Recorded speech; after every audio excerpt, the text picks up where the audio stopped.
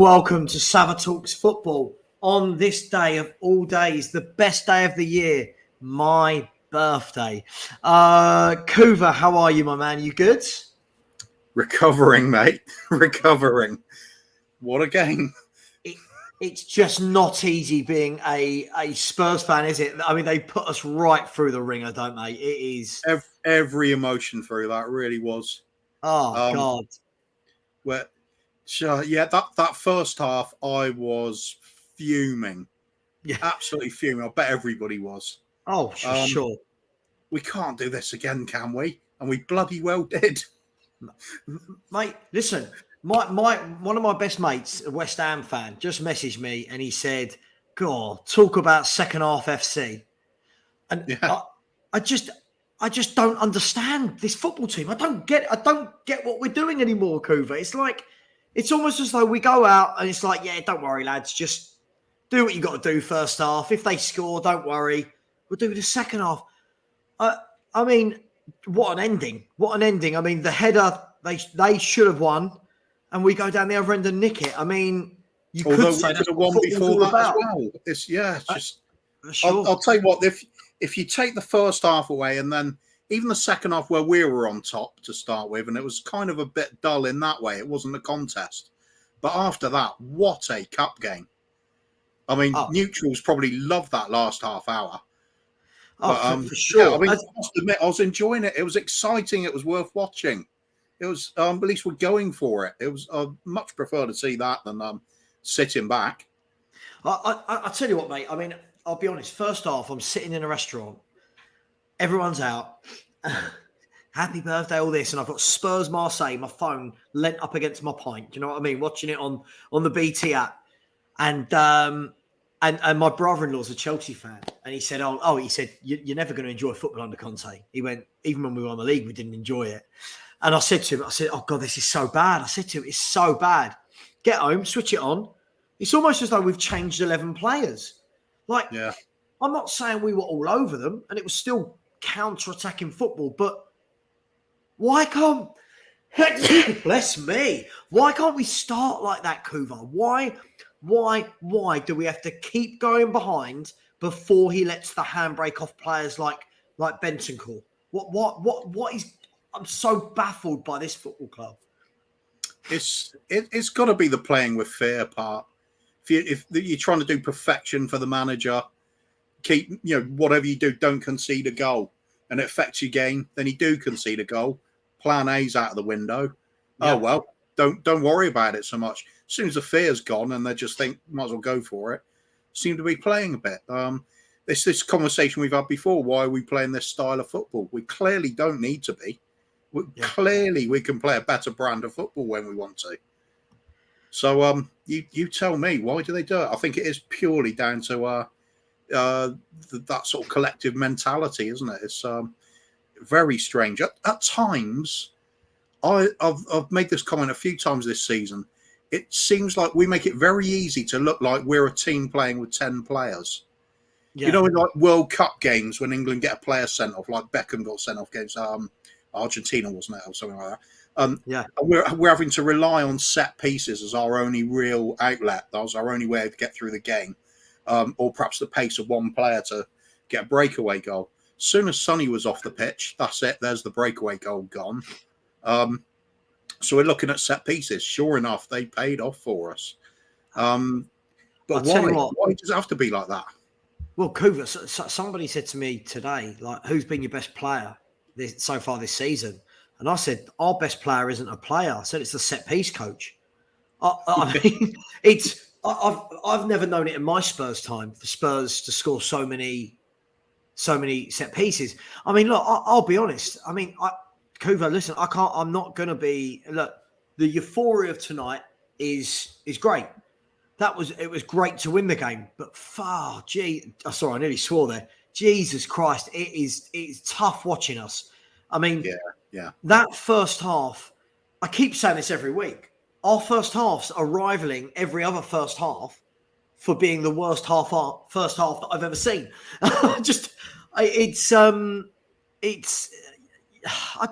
Mate, look at I don't know what to say anymore as a football fan and a Tottenham fan. We've won the group against all odds there towards the end. Liverpool have won their group against this brilliant Napoli team. And look, the difference between that goal at the end and not is the difference between the caliber of team you're going to play and the fact that you get the second leg at home in the next round. I mean, how crucial was that? Was that not just to qualify, but for me, it doesn't really matter. It doesn't matter who you face in the next rounds. It's going to be a good team. Mm-hmm. So, for sure, it doesn't matter. I mean, the fact you just said Liverpool won the group, Napoli didn't top it, so you could finish top of your group and draw Napoli. That's what we're talking about. It's just knockout football with great teams left. Yeah, and us. I'll tell you the one thing that I am happy about. I did feel that in that group, are you saying Napoli won the group? Sorry, just checking. I'm pretty sorry if I'm wrong. I'm wrong, but it just came up. I saw something about them being top. Perhaps I watched the same thing you did. On Sky it came up and said Liverpool were top, but yeah, Napoli won the group. Apologies. So I mean, Kuva, let's look at it like this. As a Spurs fan, we're used to these types of nights, where you're hanging on. 1 minute they're going through, next minute we're going through. What I would say about that group, and I'm not taking anything away, I'm so happy that we've got through, but I'm happy so far we've had 3 teams that don't have forwards. Do you know what I mean? Like, my worry is if you play like that against the better teams now, when they've got forwards, we're going to be put away. And I'm just glad tonight that Marseille didn't have strikers, if I'm honest. Even at the weekend, Liverpool, there's no way we're going to get away with playing a whole first half like that against them. Yeah, sure. There'll be 2 or 3 ahead, and we're not going to claw it back then. Sure. Then again, Liverpool aren't exactly consistent either, so perhaps we're in for a 3-3 there. Well, we're going to make them look like Liverpool from last year, though, when we play them. We will. I'm already tempted. We'll give them the ball. We'll give them the football. Yeah. Already tempted to put money on Nunes getting a hat-trick. You just know it, don't you? But look, we got through. That's the main thing. For a long time there, it looked like we were just happy to wind down the clock. I mean, that's football for me was summed up in that last 2 minutes. That header, as it come across, be honest with me, Kuva, how much of you is going, oh, we're out? Yeah. There was no way he could miss, was there? You can't miss. And he does. And then Højbjerg, who's arguably been our best player this season, with another goal. And that's football, right? And even when he got burst forward like that, if it was somebody with a bit of pace, you'd think, great, we're winning. We've got a goal here. But very slow, and he got caught up quite easily. And I thought, there goes the chance anyway. But my God, did he smash that one in? It was there was just so fun to see. Team celebrating like that is always good to see. It doesn't matter how bad we've been playing. Got to enjoy some of the moments when you're having a bad little run, haven't you? Absolutely. Look, listen, you know me. I stick by my ground. I'll never be two-faced about it. At the end of the day, I can't stand the way we play football. But when you score a winner like that away from home to win the group, even me, and I'm not really a shouter and a screamer at the TV, but even I was like, oh, like you beauties, like. But honestly, I truly believe that I'm 40 today, Kuva. If I didn't tell anyone, it's my birthday today. Already said happy birthday. Don't push your luck, mate. Oh, Jesus. Well, I was expecting a lot more, but okay. I just don't know if I'm going to live another 10 years watching this top. It just, your heart's all over the place, your emotions all over the place. Look, I've asked this before to you, Kuva, when we've scraped buying games. Can we now kick on from this and actually start a game where we don't do what we keep doing in first halves and looking like we've literally gone from looking like a League Two team to a Premier League team after a 15-minute half-time break? Are we going to learn the lesson now? I haven't got a coin on me, mate. You tell me. We're just so wildly unpredictable. The only thing that is predictable with us is we are unpredictable, and the performance from half to half. Are we now, though? Perhaps it's just bollocks. Perhaps we now expect this first half every time bad. Yeah. Yeah. It's strange little phases of football we have. I remember that a little bit earlier in the season, we were starting off with a blistering 10 minutes, and then we'd fall away to doing nothing. Now it doesn't even seem to get that blistering 10 minutes, and it's just unexplainable. It really is. I think this comment sums it up. For me, Yeah. this comment sums up most of our games for me at the moment. I mean, just astonishing. Look, let's break it down. I mean, the first half, Kuva, let's be honest, before we get to the good stuff, the first half was as poor as I've seen us play for 5-10 years. Honestly, I thought it was literally in the first 10 minutes, centre halves hacking the ball down the pitch as though we were in the last 5 minutes trying to hang on to a lead. Nothing was sticking up front. I thought again before he went off, Sonny was very, not in the game. His touch didn't look great. The ball was bouncing off of Kane. And then when you compare that to how Kane was in the second half when he was holding it up, what is Conte saying to them at half time?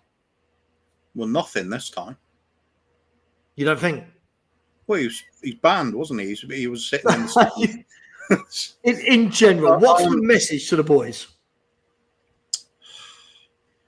It's got to be something along the lines of just relax, play football. You're better players than this. Yeah. You crowds on your back. Just show them that you know how to play. Something along those lines. Just the change in attitude is so strange. I just can't. There's no fathoming it. It's how do you change an entire team from playing that way in one half? Just mad. Is he ripping into them or is he encouraging them? You'd have to say with Conte, he's probably ripping into them. Yeah. You can't imagine him being all lovey-dovey and they're diddums. He's going to be savaging them. They're responding though, so perhaps he's got to start doing this at the beginning of matches. Treat the start like we've lost. Absolutely. This is all I want, Kuva. It would be lovely in our next game for them to say, right, the intensity that you found in the second half against Bournemouth, in the second half against Lisbon, in the second half against Marseille, let's play like that. But it seems like what we do is we kick off, everyone falls back. You remember the old Transformers where it was like, Autobots fall back and they all go into shape? It feels like we do that. And then as fans, we go, this is going to be crap. Then the second half, you're like, right, we're at it. And listen, I'm not going to say anything negative because we've just won a Champions League group. But this isn't... I'm seeing people in the chat saying things like, it makes me laugh about this is the mentality and mentality monsters and all this. For me, though, if we're going to big up the second half of games, we've also got to annihilate the first halves. If the mentality is always coming from behind, what does that tell you about their mentality starting games? And who does that sit with? Is it the players or is it Conte in the first half of games, Kuva? Since it keeps happening, you've got to question how well are they prepared for the game, haven't you? Right.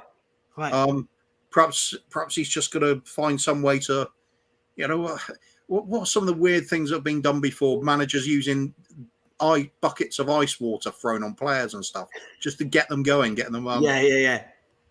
Maybe we need something like that, something so basic. It doesn't seem to be getting through to the players, does it? It's very nervous, very unsure of what to do on the ball. Don't want to concede. The fear is there constantly. Has Conte put too much pressure on the players? Is it because so many of them are just not up to the job? It's got to be something to do with that. Because as you say, we're only giving it a go when we're losing. It's really weird. I've seen it before where we've been good at coming back against teams. Pochettino, we were good at recovering from losing positions. But it wasn't on this sort of regular basis. No, this is every game. Yeah. Let's have a look at Spurs' last. Let's have a look, right? So if I go to Tottenham Hotspur, if I look at our fixtures, our results. So we did it tonight. We come from behind and won. We did it at Bournemouth. We came from behind against Sporting to get the draw. We went 2 down, got back to 2-1 against Newcastle. Man U, we won't even talk about. Everton was a nice, easy game. Frankfurt, didn't we go 1 down against Frankfurt? Did we or did we try? Oh, I'm trying to remember. Yeah, we went 1-0 down in the 14th minute, then 3-1, then they had a man sent off, remember? Oh, of course, that's right.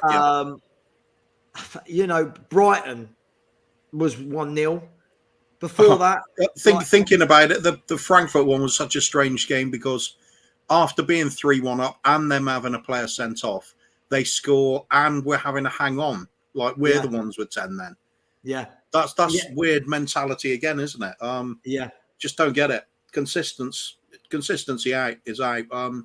That's why we're talking about streams all through the week. Captaincy, how important that is. I don't think it works with Hugo as captain. We need somebody out on the pitch. I agree. That can just get through to the players. For me, Højbjerg would probably be my captain on the pitch, if I'm honest. I don't think he's an amazing player. I think he's in great form. Oh look, Darwin Núñez scored again. You know the player everyone keeps telling me won't score goals? Yeah. Keeps scoring goals. Sorry, it's just flashed up on Sky Sports News. Look, before we carry on, welcome. There's 128 of you in here, so welcome to all of you. We'll put the stream in. We'll put the link in the chat a little bit later, and if anyone wants to come on and have their say. Obviously, there's always different opinions. Some people are just like, yeah, it doesn't matter how we play, we win. Other people are like, phew, we got away with it. Other people like me are just a bit like, I just don't want to watch this every week. But we're all Spurs fans. We're all happy in that way tonight. Please like the show. There are 152 of you in here now and only 34 likes. Please like any super chats as always. But generous birthday donations for the British Heart Foundation. It goes to charity. So please, if you do want to do that, please do. And go and subscribe to Sava Talks Football and subscribe to Kuva. Where can they find you? Which show can we subscribe to? Oh, let's go for 3 Spurs boys, Kuva and the Kang on Sundays. 3 Spurs boys. Perfect. So, and also I'm hunting down 2,400. So if you haven't subscribed, please do. Kuva, let's talk about some individual performances today. First half, I'm not going to mention anyone because I thought that their collective 11 were as bad as each other.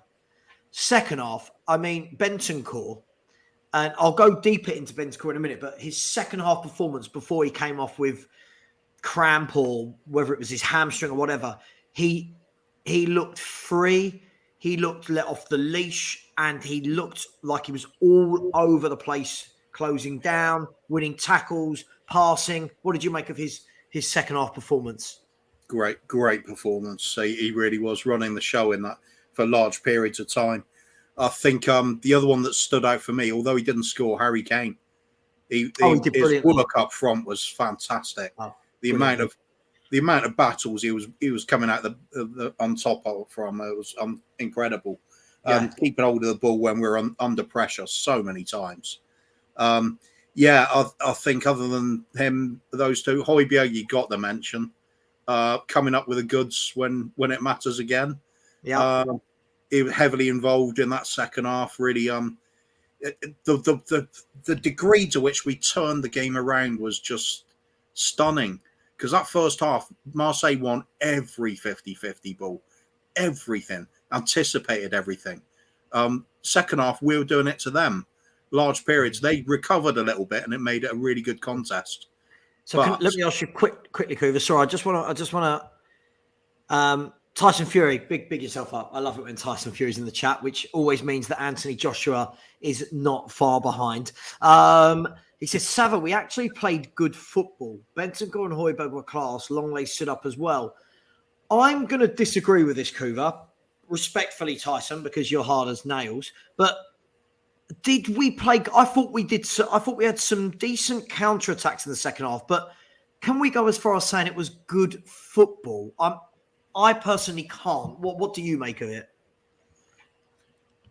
compared to some of the stuff we have been playing in recent weeks, it was some good stuff, but it was too sporadic, wasn't it? We did, like you said, that some of the counter attacks were really well worked, and those were good little bits of football. But overall, you'd say it was okay. So it was a marked improvement in the second half, but there's still a long periods of time where we don't really look like we're comfortably stroking the ball about and finding openings at will. I suppose. Did we get too spoilt under like the Pochettino era when we would do this for fun and rip teams open on a regular basis? We're expecting it all the time now, and every manager since, if they're not offering that kind of football, it was all right. It was a marked improvement. There was something to cheer anyway. The tempo was up, the effort was up, the tackles were flying in. Didn't give up, got the goal back. Deserved to be in the game at that point. I did think it was going to be flip of a coin who won that game. Oh God, for sure. You look at just the chances. Like the Højbjerg hitting the crossbar. I thought, oh God, if we just fluffed the chance to win it. And then, like you said, when that header came in, Marseille fluffed. You were convinced it was going in, weren't you? But that's football, right? You know, when nothing is an absolute. When you look at that tonight. Just imagine that header had gone in. Everything looks so different now, right? Yeah, absolutely. So right now, every Spurs fan is like, yes, we've done it all. Phew, we got through. Every Marseille fan is devastated because they're not even in the Europa. Yeah. However, switch that moment. They score the header. The whole of Marseille tonight's getting drunk out in bars. Yeah. Spurs fans are like, oh, we've dropped down to the Europa. It's a funny old game, isn't it? And it felt like in the space of seconds, didn't it? There was It was. Yeah. Just quickly, James Hunter, big up to yourself, mate. Thank you very much. A birthday super chat. Thank you very much. They didn't let me down tonight. Yeah, I did say earlier on my YouTube that there's been many a birthday game where I've said, please don't let me down, and they do. Tonight they didn't. We got the win. And thank you, because that is £4.49 going to the British Heart Foundation. So thank you. You were still out celebrating in the first half, weren't you? Me? Yeah. Celebrating? Birthday. Oh, birthday. Is it my birthday? Yeah. Birthday, yes. Mate. Yeah, literally. I was in. I'd say you planned that out really well then. Well, my missus was like, oh, like, sorry, I booked this at the same time as the football. And I said, look, don't worry, we'll be home for the second half. I said, first halves don't count anyway at Tottenham. And having it on, honestly, I'm looking at it going, we're playing, like Marseille were like dominant. It wasn't that they were decent. They were, I'm looking at it right now. In the first half, I've got it here on, depending which app you use, I've got this down as 68% possession. Yeah. And we had 32%. Some apps have got it down and as 29. It felt like they had even more than that. Right. 7 goal attempts. I thought they peppered us. Again, I feel like it was another team. Had they have had a striker, but, you know, if my aunt was my uncle and all that. So again, it was a case of we were soaking up the pressure and we looked really good. We were defending exceptionally well until the point where we suddenly don't. And that is the trend. That's why this particular system of play is not going to win us something. It's going to fail at some point. Players just aren't good enough for it. It's at least we know that even without Kulusevski on the pitch, even without Sonny on the pitch, we do have the capability to get forward and score some goals. Yeah, that's a big positive as well as the result today. I'm more confident about Liverpool coming up than I was sort of, 3 hours ago. I'm going to ask you a question. I'm going to answer it then. Oh, you know how to get me, don't you? You know just where to tickle. You really do. I know I'm going to get so much backlash from half the fan base for this. Dare I say it, that as frustrating as Moura was, as frustrating as he is and has always been as a player, up front in the second half, him and Kane linked up better than I've seen Kane and Son link up all year.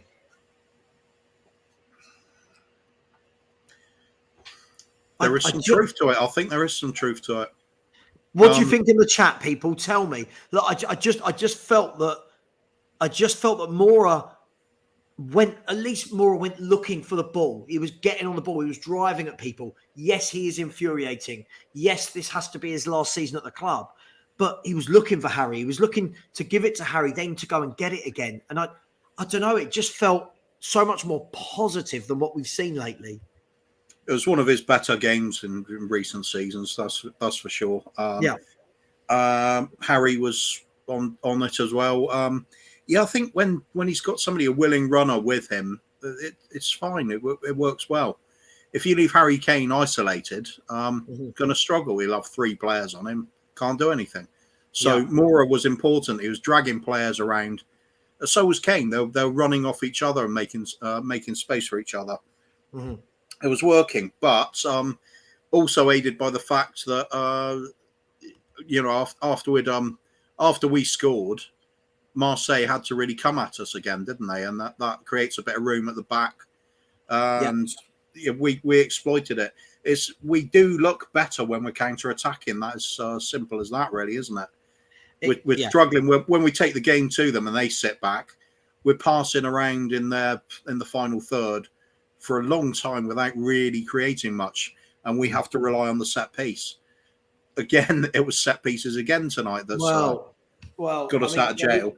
We keep scoring from set pieces. Just a quick question to people in the chat. I've seen lots of different answers to this question. I'm not sure if you know, Kuva.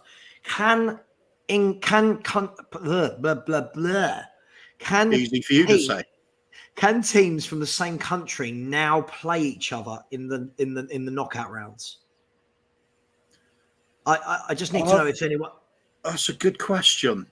Because I would think you probably could play each other by this point. Yeah, for me, it doesn't make sense if you can't. But does anyone know the answer to that? No. Okay, someone's saying, no, you can't. No, it's the next round. Okay, so I'm just going to do some at the moment then. So we cannot get Liverpool, right?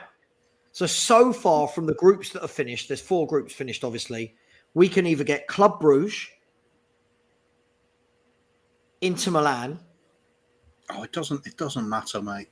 No, I mean, listen, are you telling me you wouldn't think Club Brugge we could go through against? Don't underestimate anybody in the last 16. Then it will be either Milan or Salzburg. Then it will be Leipzig. Then it will be Dortmund. And then it will be either Benfica or PSG. Is there anyone there that this is a double-edged? I mean, this is Spurs we're talking about, but from what I've just read out to you, is there anyone there that truly worries you? Like, again, you'd be happier taking them than if we'd finished second and we're getting PSG, Madrid, Bayern Munich, Porto, Napoli, right? So that goal from Højbjerg for me was a complete game changer to whether or not we can progress. For me, it doesn't matter. Progression really doesn't matter at this point. We're not going to win it. I'm quite happy to pull out one of the big dogs and enjoy the match. That's what we're in Champions League for. Sure. If you're gonna pick somebody, I suppose you'd have to look at Bruges, wouldn't you? You'd say that they're generally considered one of the weaker teams, but even them, they're no pushovers now. The fact they qualify for the knockout stages means they're no pushover. So, I'll just do. It doesn't matter to me. Just whoever comes. It really doesn't. Knockout stages now. It's all about our home game, as far as I'm concerned. We can play like this away from home. And keep it fairly tight, even if we do get beaten. As long as it's not a big scoreline, where perhaps the odd goal, get them to our place. It can be a different kettle of fish when we get our home fans roaring us on. I mean, that's the interesting thing with this, Kuva, is this style of football we're playing almost relies on us losing in games to come back. What would be interesting to see is if we do lose an away leg, right, and then we take the team back to what I'm calling it White Hart Lane, I always will, and take them back to White Hart Lane, right? How we it would be very interesting to see if they then go from the beginning. Do you know what I mean? I'm not saying I ever want us to lose, but it would be interesting to see, rather than nicking a 1-0 away in the first leg. Starting on the front foot, we're all calling out for it, aren't we? Right. For my sanity, I can't think anybody prefers us doing this, sitting back and waiting the counter. No. I'm always up for it. Be aggressive in everything you do on the pitch, whether it's pressing, tackling, or attacking. You go at the other team. I've always believed that way. It will never change. No, we're on the same page on that. We are on the same page. What infuriates me about this is it's all good when you get that late winner like we did against Bournemouth and then tonight. It's great, but it proves that we can play. We can play a bit. I truly believe that Bentancur is being held back. I do. I think Bentancur's a good player. I'm not going overboard about him. I think Bentancur's a good player, but spends so much time sitting deep, especially in first halves of games, that games pass him by. All of a sudden, he's let off the leash, and he looks brilliant. And I just, how sustainable? I mean, can we do this for a year? Can we do this all season? No. Not for me. Not for me. There's too many decent, even if not the top 6 teams that can deal with this if we're going to play that way. I think we've been lucky against some of them already. For the likes of Brighton, we actually played pretty well defensively. But if you break it down and look at the chances that actually did arrive, Brighton could have easily nicked something out of that game, and that's. That needed us to have a step up in that game as well, didn't they? And to improve it in the second half. I just think there's too many teams will turn you over if you're going to give them that much space, that much room, and then expect them not to score. I think you're going to get beaten a few too many times to really get any worthwhile points or trophies. Well, you're not going to get trophies. You can't possibly play like this and win things. I think it's interesting that if you look at any game we've lost, it's against teams that have forwards. And I feel like most of the teams we've played and beaten haven't had forwards to finish us off. So I'm happy about that. But my worry is when we play the teams that do have, like tonight, you feel like if Marseille had a Callum Wilson up front, do you know what I mean? If they'd had a focal point, a guy that... I'm not taking anything away from it, but I'm like you. I don't feel this is sustainable. The same way that people keep saying Arsenal keep winning isn't sustainable, I don't think this football is sustainable, especially all the way back to the Wolves game, mate. Remember how they totally outplayed us and they had no cutting edge whatsoever. If they'd had a Callum Wilson, they would have got 3 or 4 past us. Mm-hmm. We can't keep doing it. Yeah, sustainable is the word we keep using, and it's always going to keep coming up in these conversations. However, the bright side is World Cup coming up. If we can just keep it going until then and we get a breather, injuries coming back, refresh the legs, go again, January transfer window. Yeah. We can change it, can't we? But at the moment, you can't just leave it like this and expect something at the end of the season. Billy, stop being silly. No one's miserable. This is the sort of thing. What happens is someone comes on with a comment like this. They then go to another stream and go, Sava's well miserable on his channel. Like it's true. And everyone goes, oh, yeah, he hates Spurs. Like, it's just ridiculous. Grow up. Listen. It's the difference between looking at what we've just seen and looking into the future, isn't it? I mean, we can enjoy what we've just seen and then it doesn't mean everything's rosy for the rest of the time. If it was always like that, then you'd never sign any new players because it's going to be great. Mm-hmm.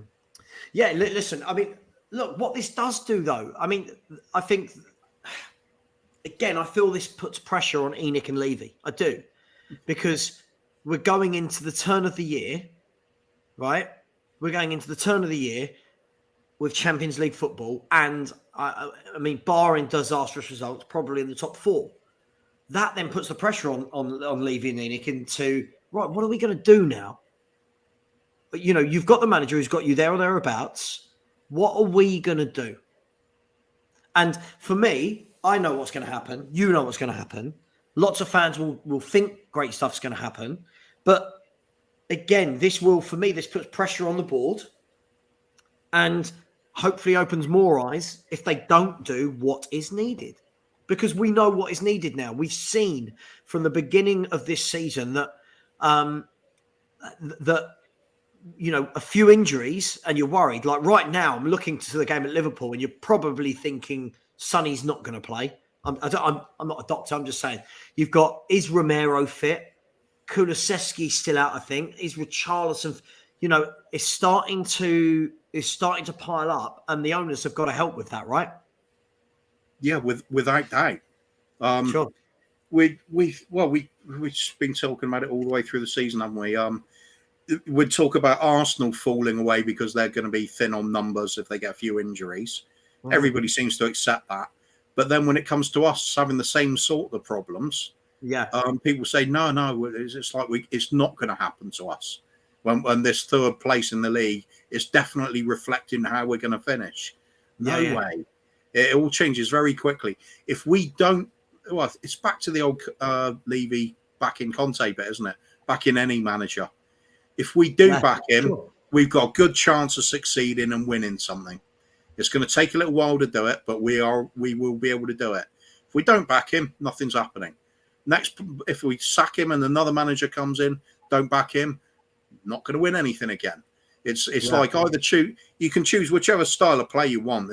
If the manager isn't backed, you need a miracle. You need that sort of posh at the right time sort of influence to bring the best out of the young players, and a few of the signings do work out. We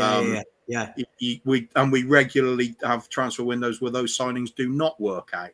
You can't always have a Hugo Lloris, Moussa Dembele, and Jan Vertonghen in one window. What a window! Absolutely.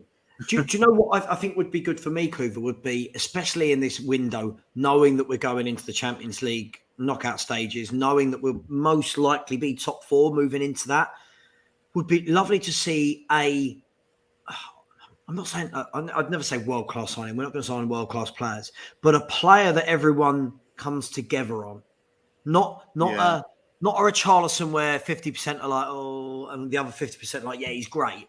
I mean, a Maddison, someone where the whole club lifts. Do you know what I mean? That probably is the player, really, isn't it? It's the one that gets regularly mentioned. I don't think anybody's going to say, no, don't want that. No. He's a quality player. He creates, he scores. Yeah. Sounds ideal for us. Absolutely. Just quickly, so Noah is desperate for this to be read out. So sorry, Noah. He said, Sav, a question for you and Kuva.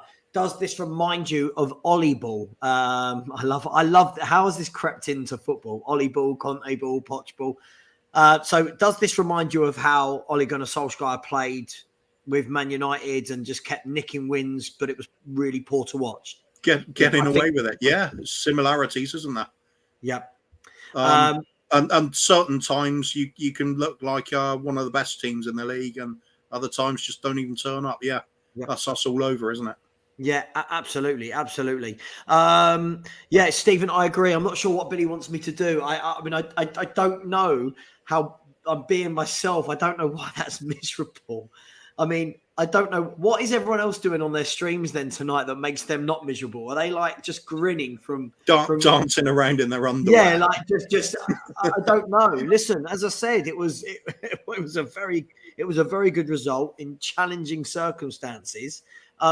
But, if we were just to focus on that one thing, then, we can sit here and smile all night. But Coover and I like to look a bit deeper on what do we need to do now. And there's another one, Faz, saying it feels like we've been eliminated. I mean, why? We were literally just talking about what Enoch and Levy need to do to back him in the next stages of the Champions League. Let's talk about that then. I mean, I think we're seeing now that we're kind of getting down to bare bones. We're kind of getting down to the point now where players that probably wouldn't be on the bench, Harvey White, Papa Sarr, Brian Hill's probably getting more minutes than any of us thought he would get in these last 5, 6, 7 games. Sure. It's wafer thin, right? It's very thin at the moment, isn't it? It is. Sorry, I think I just got one of my lads at the door. I'll just be a second. Sorry. Yeah, no worries, mate. Go on. I can't handle this by myself.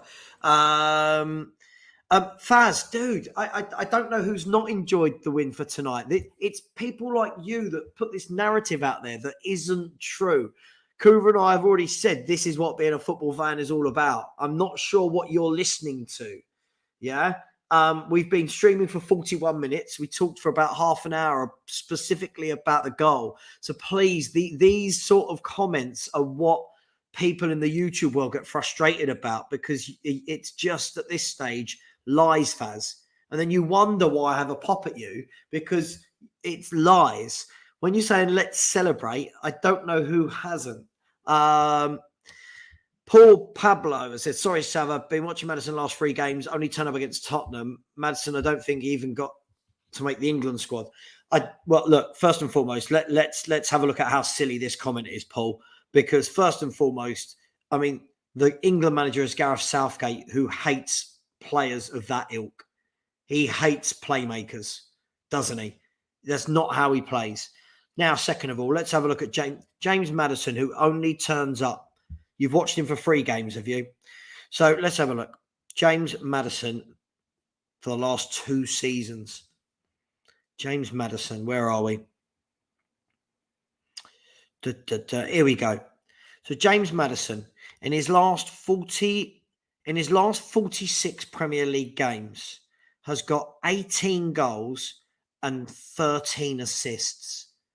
So in his last 46 Premier League games, he's got 36 goal contributions. And you're sitting there saying to me, oh, yeah, he doesn't turn up. 36 goal contributions. 18 goals alone is a reasonable strike rate for a forward. For an attacking midfielder playing in a team that's not been doing well. I mean, imagine we had a midfielder that had 6 goals in 11 games. Yeah. Last year, he got 8 assists. We don't get midfielders that get 8 assists. Last time we had a midfielder like that was a certain Gareth Bale. Christian Eriksen. Well, I mean, Gareth Bale was here more recently. In that recent season where we had him on loan. I see what you mean. But I'm talking about playmakers, right? Let's ask everyone in the chat. Is there anyone in the chat that would not want James Maddison? Let's be brutally honest. Watch the football we play and watch how we struggle to retain the football. And is there anyone really telling me they wouldn't take James Maddison?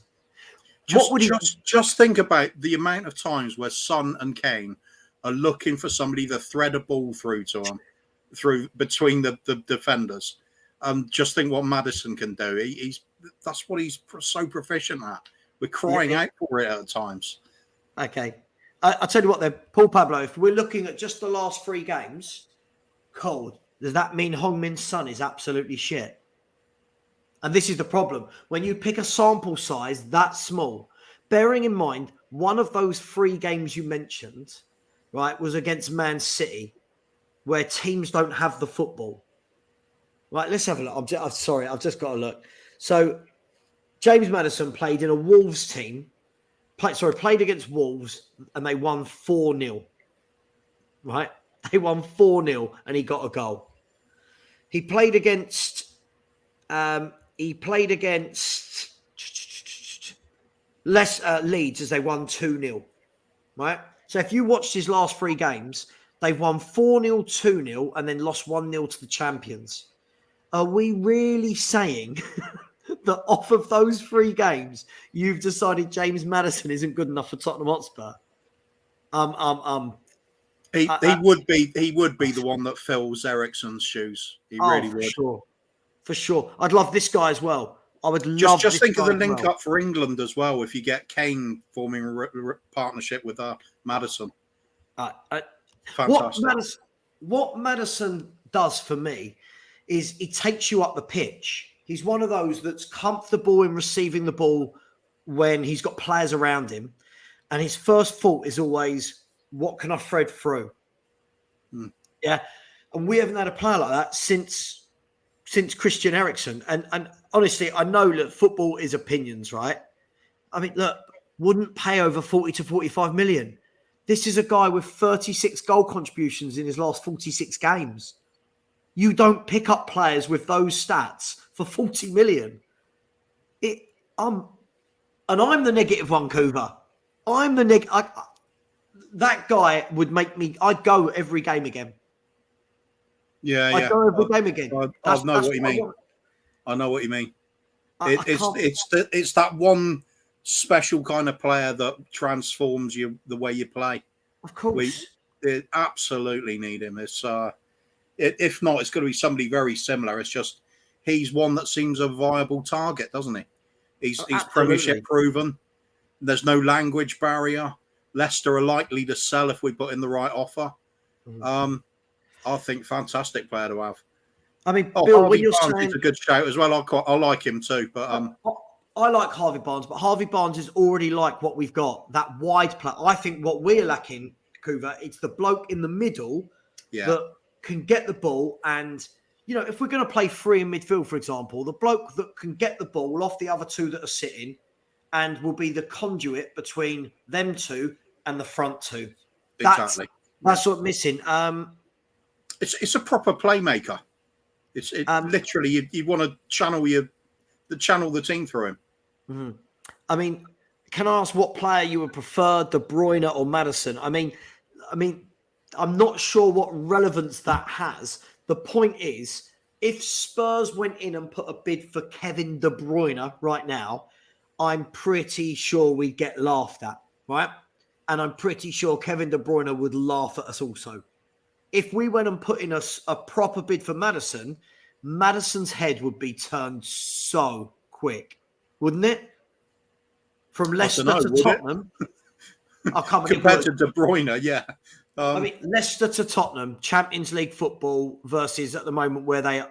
You're not telling me that James Maddison wouldn't run to Tottenham. I'm having it. And Luan, you're right. You're right. Those stats that he's got are for a very mediocre Leicester City team. And what makes me laugh about things like this, Coover, and we can have these conversations because, listen, football is not just about Tottenham Hotspur. There are other players as well. If Spurs had a player, Coover, that had those stats, 36 goal contributions in 46 games, we would be Ballon d'Or, Player of the Year. He's 100 million. When someone else has got a player like that, we go, it wouldn't really pay over 40 million.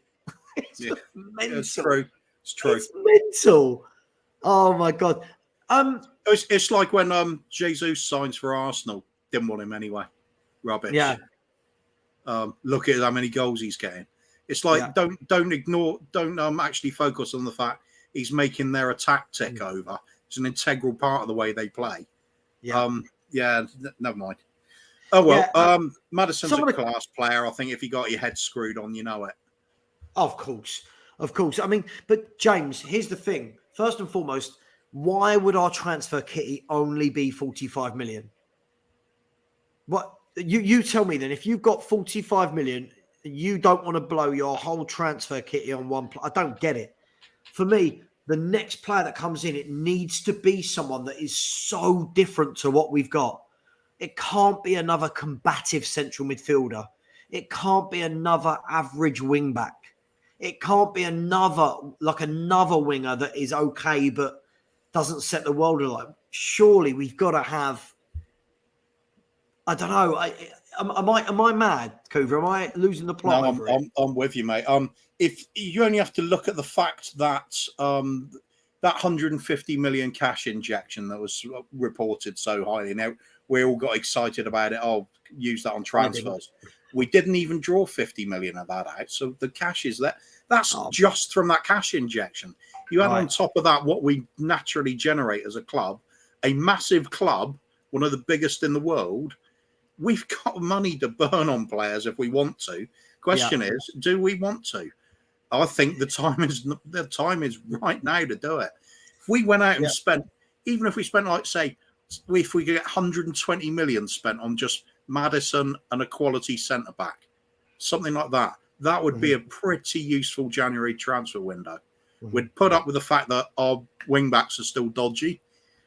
We'd know there's some coming in. Jed Spence gets a bit of time to adapt, maybe. Udogie at the beginning of next season. But we would address two core areas of the team we haven't so far. Yeah. I mean, first, Are we going to do it? No, well, that's the big question, isn't it? I mean, HJD, when you're saying how much would I pay for Maddison? I mean, look, I mean, it's irrelevant what I would pay. The point is this, is people keep telling me that Conte needs to be backed and we will win things. Okay, well then, as fans, we can't sit here and worry about what are we paying for a player. That's to the club to go, do we want to back the manager? I'm not saying he wants Maddison, but if he did, then it shouldn't be about what we would pay for him. If Leicester City say we want 60 million and Conte wants him, that should be where Levy goes, yeah, there you go. There's your guy. I've given you the guys you want. Now go and win me things. But as a fan, why do I don't care. I don't care if we're paying whatever top dollar for top players. My worry is when we're paying 60 million for people like Richarlison, who arguably, when everyone's fit, doesn't start. Not arguably, doesn't really. So for me, I don't take a lot of stock in that. Just quickly, so yeah, Dele Alli had those stats. I think the difference with Dele Alli is he had a couple of good years and has fallen so far from grace that no one can see him. And James Maddison's been putting up brilliant figures now for 5 seasons in a row. And he's a 25-year-old. It always felt to me that with Dele Alli, if he wasn't scoring, he wasn't doing anything. He was kind of a luxury player for us. Maddison, I do not see that. I see just an all-round great footballer. He just adds to the attack at all times. Keeps the ball moving. He's quick. He's intelligent. He's quick with both thought and with feet. And he's got the talent to unlock defenses and add to the goals himself. Yeah, it's a no-brainer for me. Same for a lot of us, isn't it? This makes me laugh. I mean, Paul, who doesn't want Kevin De Bruyne in their team? You tell me a club in world football that's going to turn down Kevin De Bruyne. But Paul, we are not Man City. We cannot attract a Kevin De Bruyne. Okay, here's a question then for everyone, for everyone. Not just the people doubting James Maddison. Here's the question. If we wanted better than James Maddison, who is that player and what is the probability of getting him? I think with Maddison, you've got a bloke that's played 5 years, 6 years in the Premier League. He's English. He's brilliant with free kicks and corners. He's a playmaker. He scores and he assists. He's 25 years of age, perfect age for it. Now find me, all these people, find me a better player than that fits all that criteria that would join Tottenham Hotspur. I will wait to see the names flood in. I'm sure they'll be at the likes of Real Madrid, AC Milan, that sort of club, yeah. Right. And that's what we've got to take into account as well. And I think that's why lots of fans have said for years, like Milenkovic-Savic, because you'd like to think that we can go to a club like Lazio and take a player from them. You'd like to think we can go to Leicester City. But going to a Madrid, going to a Man United, you know what I mean? Those ilk, that club. Also, I think if we're going to, lots of people, myself included, would probably accept De Bruyne as the best creative midfielder in the world at the moment. I think it really takes some beating. He's genius level. Mm-hmm. So if we accept that, everybody is a poor man's De Bruyne. If that's the case, does it mean nobody should bother signing any more creative midfielders because we can't get De Bruyne? What I'm seeing a lot, Coover, in the chat is lots of people going, "Oh, either or." So what if it was? So somebody said, "What? Who are you taking, Skriniar or Maddison?" For me, right. There's the mentality. So when people talk to me about a negative mindset, no, the mentality of this club should not be, let's just bring in one. the mindset should be, right, which 3 or 4 positions do we really need top players in? Right. My Let's make sure mindset is, why the hell isn't at least one of those already here? Right, for sure. For sure. Absolutely. Imagine a game like tonight with Skriniar at the back and Maddison in behind the front two. Yeah. Right? For me, that game's done and dusted well before the end there. Because quality... dominant defender in the back line, real old school, no prisoners taken type. Love him, really do rate him. And then the creative spark up front to help the forwards out who are bloody good forwards already. They just need somebody that's going to do those little prompting little through balls. Yeah, replace it. It is that replacing Ericsson bit, isn't it? Been talking about it for years, never done it. There we go. That's the player. Said it. I mean, lots of people are saying things like, and again, this is a good argument, is, well, would Conte want a Maddison? Sorry, and I'm using Maddison because I can't think in my head of anyone else of that ilk that we could get.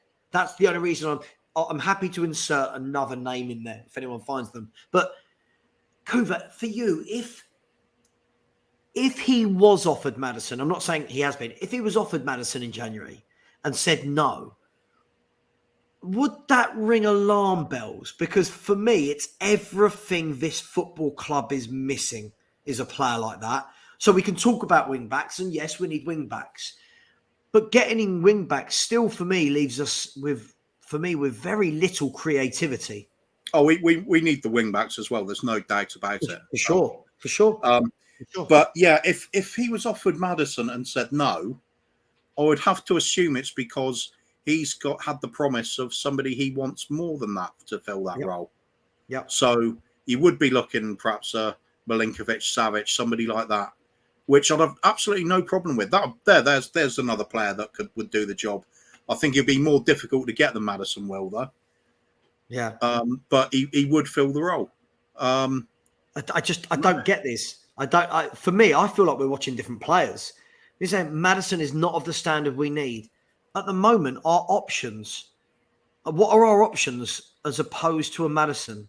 Currently, Lucas Moura or Brian Hill. For me, I'll be honest, if we sign James Maddison, I'm going straight to a 2 up top, yeah? And I'm putting James Maddison bang in that hole. I don't care. Even if I have to play him from the right or the left, that guy walks him. I rate him so highly. I just can't understand where it come from. Just quickly, Maddison is just like Ericsson. Richard Knight, I said, Savage, condolences on your birthday. It's all downhill after 50. I mean, okay, can you at least let me get to 50, Richard? I've got a decade to go. Phil P, thank you so much for the super chat. More money going to charity. I said, spot on, boys. Go get both. Happy birthday too. Thank you. That for me is the mentality that's got to change, Kuva. I hear fans all too often when talking about players worrying about, but he wants 200 grand a week. So, right? Here's the conundrum for me, Kuva. If we are going to sit there and pretend we want to be a big club in this game of ours, we want to be a big club, we want to challenge things, we want to back Conte, why on earth are fans worrying about what a player gets paid per week? Top players get top salaries, the same as any other industry. Why do fans care, Kuva? No idea. Maybe it's the football manager side of it. It's the statistics sheets on the computer. I don't know. People worrying about finances. Just look at the players. Call for the players. We always used to be able to sign great players. All of a sudden we can't. Why is that? I don't believe that for a second. I think it's just because we choose not to, because a certain somebody wants to keep the wage bill down. Balance the books, keep it all very tidy, make sure you don't overexert yourself. It creates long-term stability, but you're never going to win anything doing it. And I want to bloody win things. Absolutely. And I'm forget the whole argument about style of play and everything. That's irrelevant. You play any style you like. You've just got to have the quality players in there to achieve with it. So you can play pretty boring football and win stuff. You can play swashbuckling football and win stuff. One thing you aren't going to do is win stuff if you don't get quality players in. And we failed to do that for so long. It's embarrassing. When we do go for some of the big name ones, Ndombele, bit of a punt then, wasn't it? If you looked into any sort of backgrounds about him, you could see it's caused problems with his teammates in the past. Why would you go for somebody like that? Scout them out properly, do a proper job, do your homework, identify where your weak parts in the team, go out and get the bloody players. Why does that sound so simple to me, and yet we don't do it? Yeah, for me, it's that level. You know, we can't keep talking about wanting to win and wanting to rival, but then be worried about salaries, because I can guarantee you no Chelsea fan, no Man City fan, no Man United fan, no Liverpool fan is sitting there going, oh, I'd love to sign X, Y, or Z, but I'd only give him 125 a week. What? Listen, let's be fair. These young men are so wealthy. They are so wealthy, it's ridiculous, right? We can call it greed. We can call whatever they want. When you try and put in a bid for a player and their agent says, okay, he's on 150 over here, he'll join you for 250. As fans, we can be as moral as we want. Oh, we've got morals. We don't want to pay this. We don't want to pay that. Top clubs go, yeah, all right. Because you know the worth he's going to bring to your club. And it's always baffled. And it's so naive as well if you think you sign a really top quality player. Suppose you've got a Milinkovic-Savic, somebody like that. It raises the stature of the club. Sponsors are more likely to invest in the club because we've got stellar players on show week in, week out. We're up there competing to win trophies. Advertising revenue goes up. Shirt sales go up. It's so short-sighted to just look at price and the wage. It's really it's almost insignificant if you're making the correct players. Look at the astronomical wages for the likes of Messi and Ronaldo. They practically pay for themselves with the massive amount of interest they generate. Right. That's how they work with these incredible sums. And the hundreds of goals they scored over the years, winning league titles, Champions Leagues. You know, okay. So James has come in, Cooper, and said. By the way, just before we read this out. Actually, first of all, thank you to everyone who's in the chat. I always love having these debates. I will always ask questions that make people think. I like to think that differs my channel to some others. I like to ask questions that make people think. And that's what we're doing outside the box. Please subscribe to Sava Talks Football. We are trying to close down on 2,400. So if you haven't subscribed, please do. Please like the show. And as always, any super chats do go to charity. So easy reply to this one for me. How much are we currently playing the likes of Ndombele, even though he's out on loan to somebody else? How much are we playing to Brian Hill? I think it's 70 grand a week, isn't it? Or was it 90 grand? It was an insane amount for somebody who doesn't really play. How much are we playing to Emerson Royale? This is bad signings that we're pissing my money away on wages for. We could easily just spend this on just 3 or 4 quality players, pay them proper wages. The team would be better for it. If we're a bit lightweight on numbers, start using some academy players in. They're only there to fill the numbers on the bench, really. Get that first 11 in great working order first. The rest will follow. Absolutely spot on. C to the fourth has come in with an interesting point. He said, fans only care about player wages to justify why quality players don't join and to try to take the moral high ground. There's a lot to be said for this, right? And it is funny whenever we're linked to a top player that fans automatically go, oh, I wouldn't pay him this. And oh, he won't join. And it does kind of let the club off from not going to get it done. Because I was told that Conte has the pull. I was told that Champions League has the pull. That the stadium was built for the pull. So if all of those things are in place, is what we're saying that we won't ever have that pull and those players will never join? Because if that's the case, why didn't we stay at the old White Hart Lane? Yeah, just asking. I'm not saying this literally is the same arguments we heard from back then. Right. We're not can't compete until we get the new stadium. We get the new stadium, we still can't compete. What gives then? What have we done that for? Yeah, absolutely. And it's Yeah. not like we don't pay out the money at all. I said, Ndombele, what, 200 grand a week? Perisic must be on about that. He must be pretty highly paid at the moment. So that two players, one of them coming towards the end of the career, and one of them is never going to have a career with us. 400 grand a week. Surely we can get some decent players with that amount of money.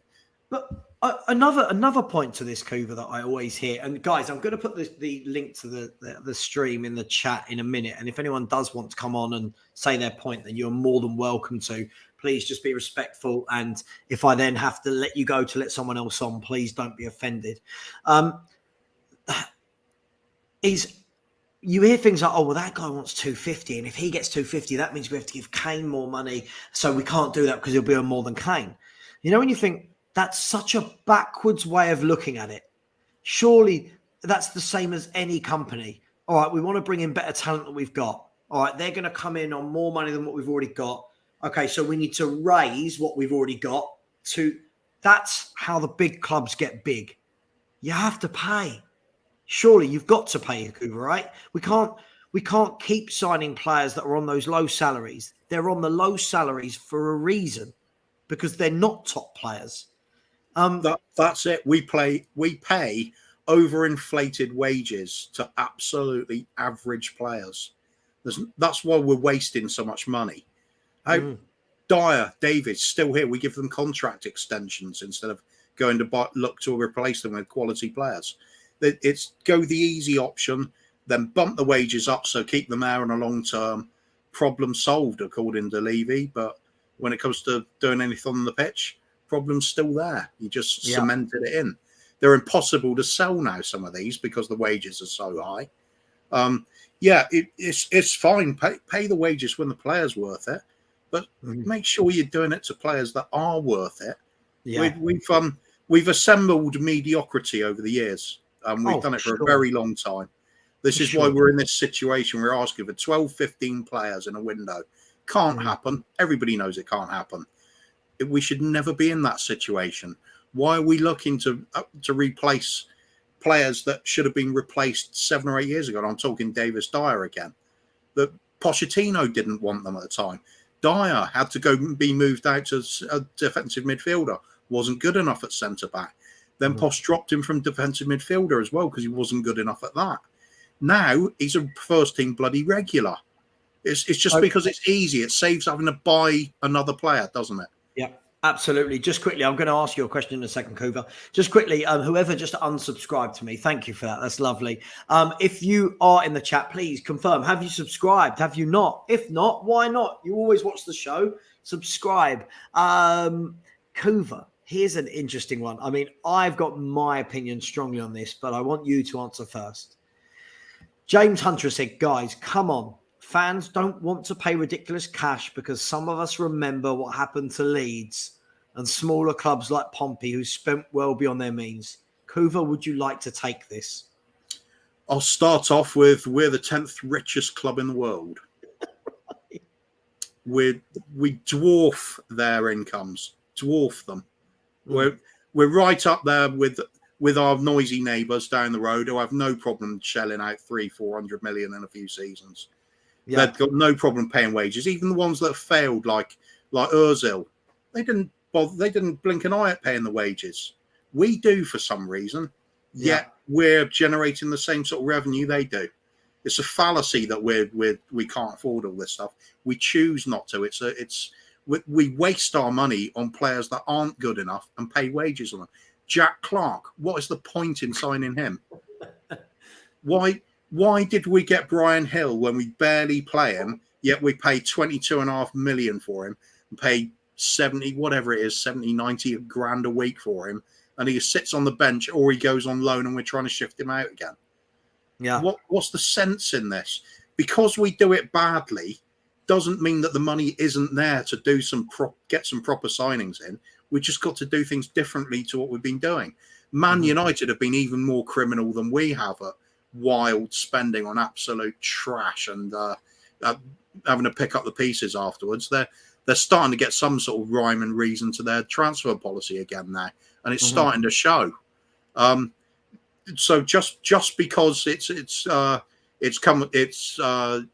saying it's balancing the books, you can balance the books and do a lot better than we've been doing. We've got resources. Can I add on to that? I mean, Chef, Chef, let me know. Is that who I think it is? Is it the chef in America who I know very well? Look, this whole Leeds Pompey debate. I mean, we're in 2022 now. The money flying around in football now is not then. And haven't we just built this mega stadium that makes hundreds of millions a year from NFL concerts, boxing? There is not a chance that Tottenham Hotspur will go bust from buying 4 to 5 top quality players and paying them 300 grand a week. There is not a chance. Does buying 4 or 5 top quality players and paying them 300 grand a week change our structure that maybe ENIC don't want to go to? Yes. But you're not going to buy 5 quality players and all of a sudden we go, oh my God, the club has got into administration. It can't happen. It won't happen. So this has got to stop. Or the point is this, James Hunter, you can't want the club, in my opinion, you can't want the club to be successful if we're still going to talk about, well, what if we buy top players and we do a Leeds? How else do you compete with the big clubs? And I'm not talking about this moment in time that we're sitting third. I'm talking about over the last 15, 20 years, the top clubs that might have up and down seasons, but win things every other year, win things every 3 or 4 years. It's not going to happen by constantly looking for bargains. It will get you so far. Chef has said total BS. James, come on, football has moved on. Tommy has said, and I really agree with this comment. Hello, Tommy. He said, I feel like our club is run like a family club. Once the owners like you, you'll always have a spot in the squad, and that's the problem. For sure. We're not, I mean, Cooper, we're not ruthless enough, are we? I mean, if we're talking about players coming in, right? This is what gets me. We have got fans, like this chat has shown, we have got fans that look at a player like James Maddison and don't want him or would only pay X amount. We have fans at the same time that will back Mora, that will back Emerson Royal, Sessegnon, Davis. So we will back these mediocre players that have proven year in, year out that they're not quite good enough. But when a top player comes along, we want to find a reason not to sign them. What is this a self-defense mechanism within? Yeah, I think so. Yeah, sorry, big up Luan, by the way. Yeah, we Luan's agreeing with her. It's what I'm saying. 10th richest club in the world. It's like the money's not there. Of course, it's bloody there. We choose not to do it. We choose not to do it. People, can I ask just quickly, sorry, before Kuva finishes, please put in the chat, 10th richest club in the world with all these events and Premier League money and Champions League money. Where do you guys think that money goes? If people are saying we haven't got the money, where do you think it goes? I'd be so interested to know. Sorry, Kuva. Especially since we got one of the lowest wage bills compared to revenue. Right. It's there. BK, big up, mate. Mediocre assemble. That sounds like us. Yeah. The thing is, it goes back to it's this long-term failure to sign the correct sort of players, isn't it? We're happy to spend 150 million on 5 players that are all okay, sort of 30 million worth sort of talent, when we would have been a lot better off buying 2 really world-class players and spending the whole budget on it. So instead, we're constantly trying to get little improvements over multiple positions in the team instead of massive improvements over some areas. And it is those big name signings that do elevate you to the big time.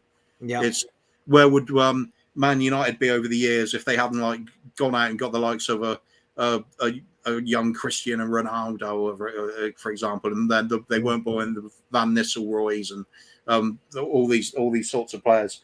If they're constantly looking, oh no, got to manage the books, don't do it. They wouldn't have got anywhere near the level of success they got. It just seems like, as usual, PR machine at this club is one of the most spectacularly brilliant things I've witnessed yet, because we can have a chairman come out. It rarely comes out to make speeches to the fans, but the last one he did, it was a financial bloody report. Yeah.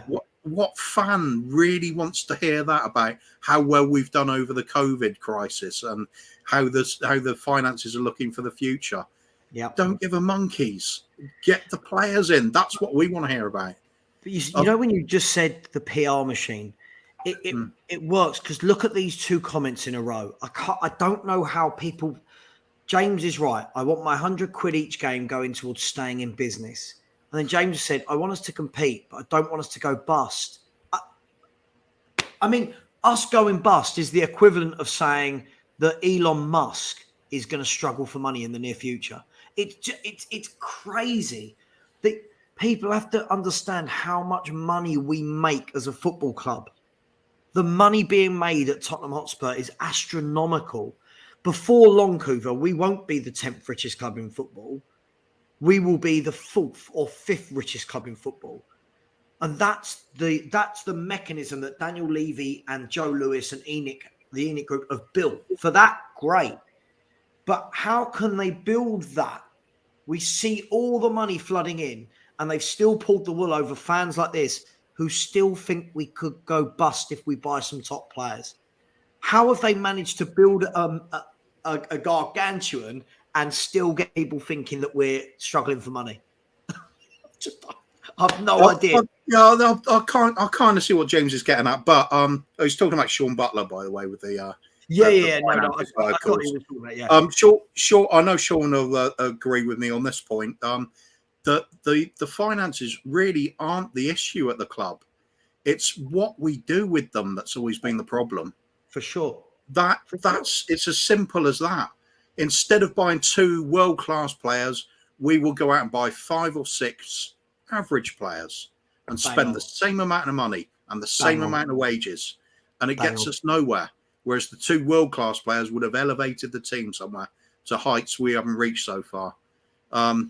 Simple as that. We're always in this state. It's viewed as a great window. We sell Gareth Bale, bring in 7 players, was it? Right. What a waste! Half of all but one were a complete waste of money. This is the thing. You know, we said this for years, Cougar. We just signed 7 players in the summer.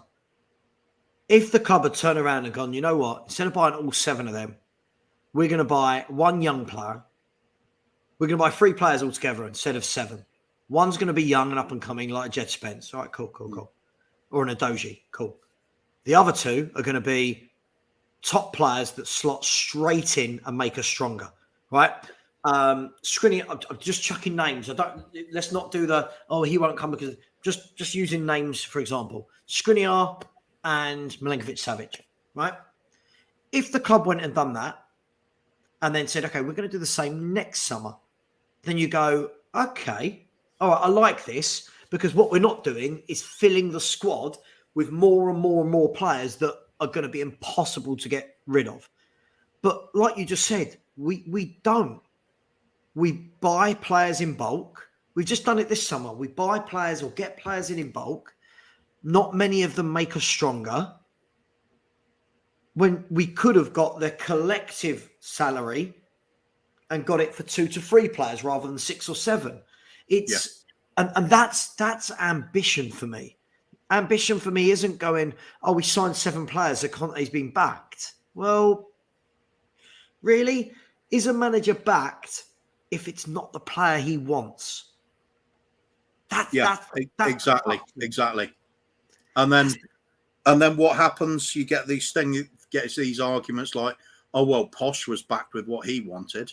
Was he though? Do you really think that? When would any manager in the world go transfer with 3 transfer windows with saying, no, I don't want anybody? Everybody says it doesn't matter who it is. I think it might have been Pep talking about this the other day. Well, the other year is all these massive transfers coming into Man City. Is that enough? Are you happy with the squad now? And he just says, "I'm a manager. I always want another player. You always want to improve your team."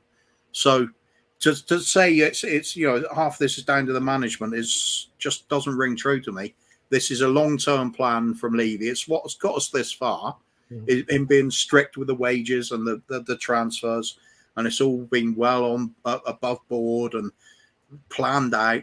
But we get to a certain level doing that, and you need to go further. And he's not prepared to do it. He just won't break that structure, and I just don't see it changing. How can you get through to somebody like that? That it's about bringing in the quality, not the quantity. Exactly. We'll come back to this in a second. Chef, big up, Elliot. He has said the previous year, the club took in 126.2 million from its 19 home games, 14 of which were played before lockdowns. TV and media revenues proved to be a saving grace, rising 93% to 246 million pounds. Look, whichever way we spin this, Kuva, there is money coming into this football club. The best thing for me, so with what Greg's saying here, in terms of get free top players per window. For me, Greg, even then, even in the January window, if they said, okay, January's tougher, we're going to get in one top player. For me, I want to look at another aspect of this, Kuva. Sometimes it's not just about the fact that we've brought in a top player or three top players. It's psychologically, what does that do for the other players and for other teams playing us? It can be that a player comes into a dressing room and all like Van der Vaart comes into the dressing room. Everyone's looking and going, "Oh, what's that guy done in world football?" Yeah, look, larger than life. Look at he's talented. He's this. He's that. Other people raise their game. Other people are absolutely happy to play with that player. So sometimes it's not. It's from this window. People are probably going, okay, Perisic has been there, seen it and done it. But they're thinking, okay, well, he's joined us tail end of his career. Is there anyone else that the players are looking at and going, oh, wow. They're coming in at Kane and Son's level. Do you know, is there? No, there's some with of exceeded expectations. I think we weren't expecting Bentancur and Kulusevski to do as well as they have. I think for sure. Most people weren't anyway. So sometimes it works. I mean, it doesn't. Even Levy doesn't get every transfer window wrong. No, but I agree. Sometimes you bring in those big name players. There's this wow factor amongst the fans and the players, just thinking, "Oh my god, I've got to get in this team. I'm desperate to get in this team and play alongside them." It just raises the game. You see it with defense especially. Davinson Sanchez, first season, really good player for us. He had a seriously good season. He did. Why was that? Because he's playing alongside Jan Vertonghen and Toby Alderweireld. Raised his game. Right. As soon as they're out, you see he's not that good a player. So it's kind of reversed. It doesn't. Sometimes it's not even about the money, is it? It's just about the character of the player. That's what his scouting department's supposed to be doing. It's not just these physical attributes.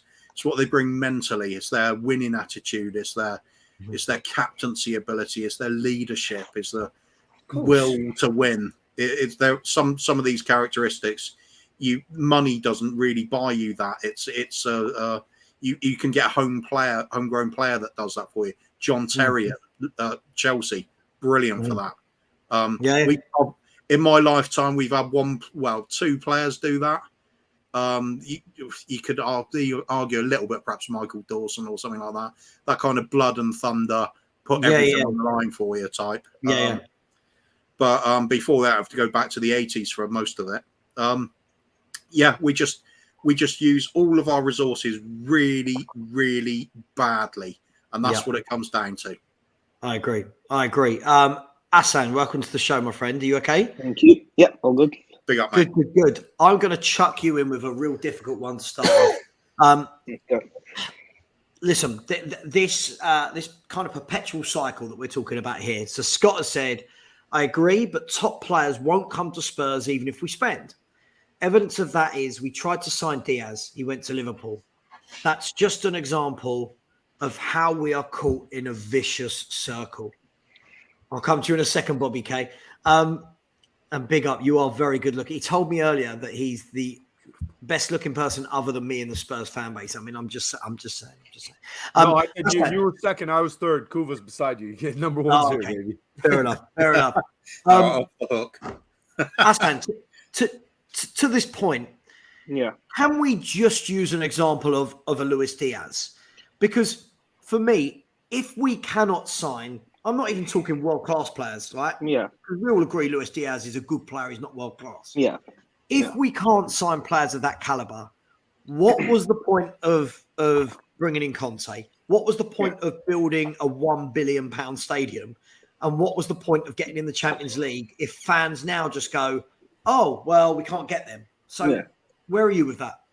I mean, to caveat that point, you can look at Romero and how he came to Spurs when we were in Conference League with Nuno as manager. So, look, sometimes players have preferences. I know Diaz always wanted to go to Liverpool, so you come in, if his favourite club is going to go to that. But in terms of top players wanting to come to Spurs or not wanting to come to Spurs, if you're a player and you want the next step in your career, you want to look at a club that's going to do well, right? If you look at Tottenham in the past 15 years, we haven't won a trophy. So players are going to be put off by that. They want to win. They want to come to a club where they know success. It's not guaranteed, but it's looked at, right? That's why clubs will choose your Chelsea, your Liverpool, your Man City, even United because of what they've done in the past. So I think the first step for us isn't to look at that bracket of world-class players. It's to look at that bracket underneath, right? Where your Kulusevski, your Romero, those type of players, Bentancur, those top players, and you start building your squad with those type of players.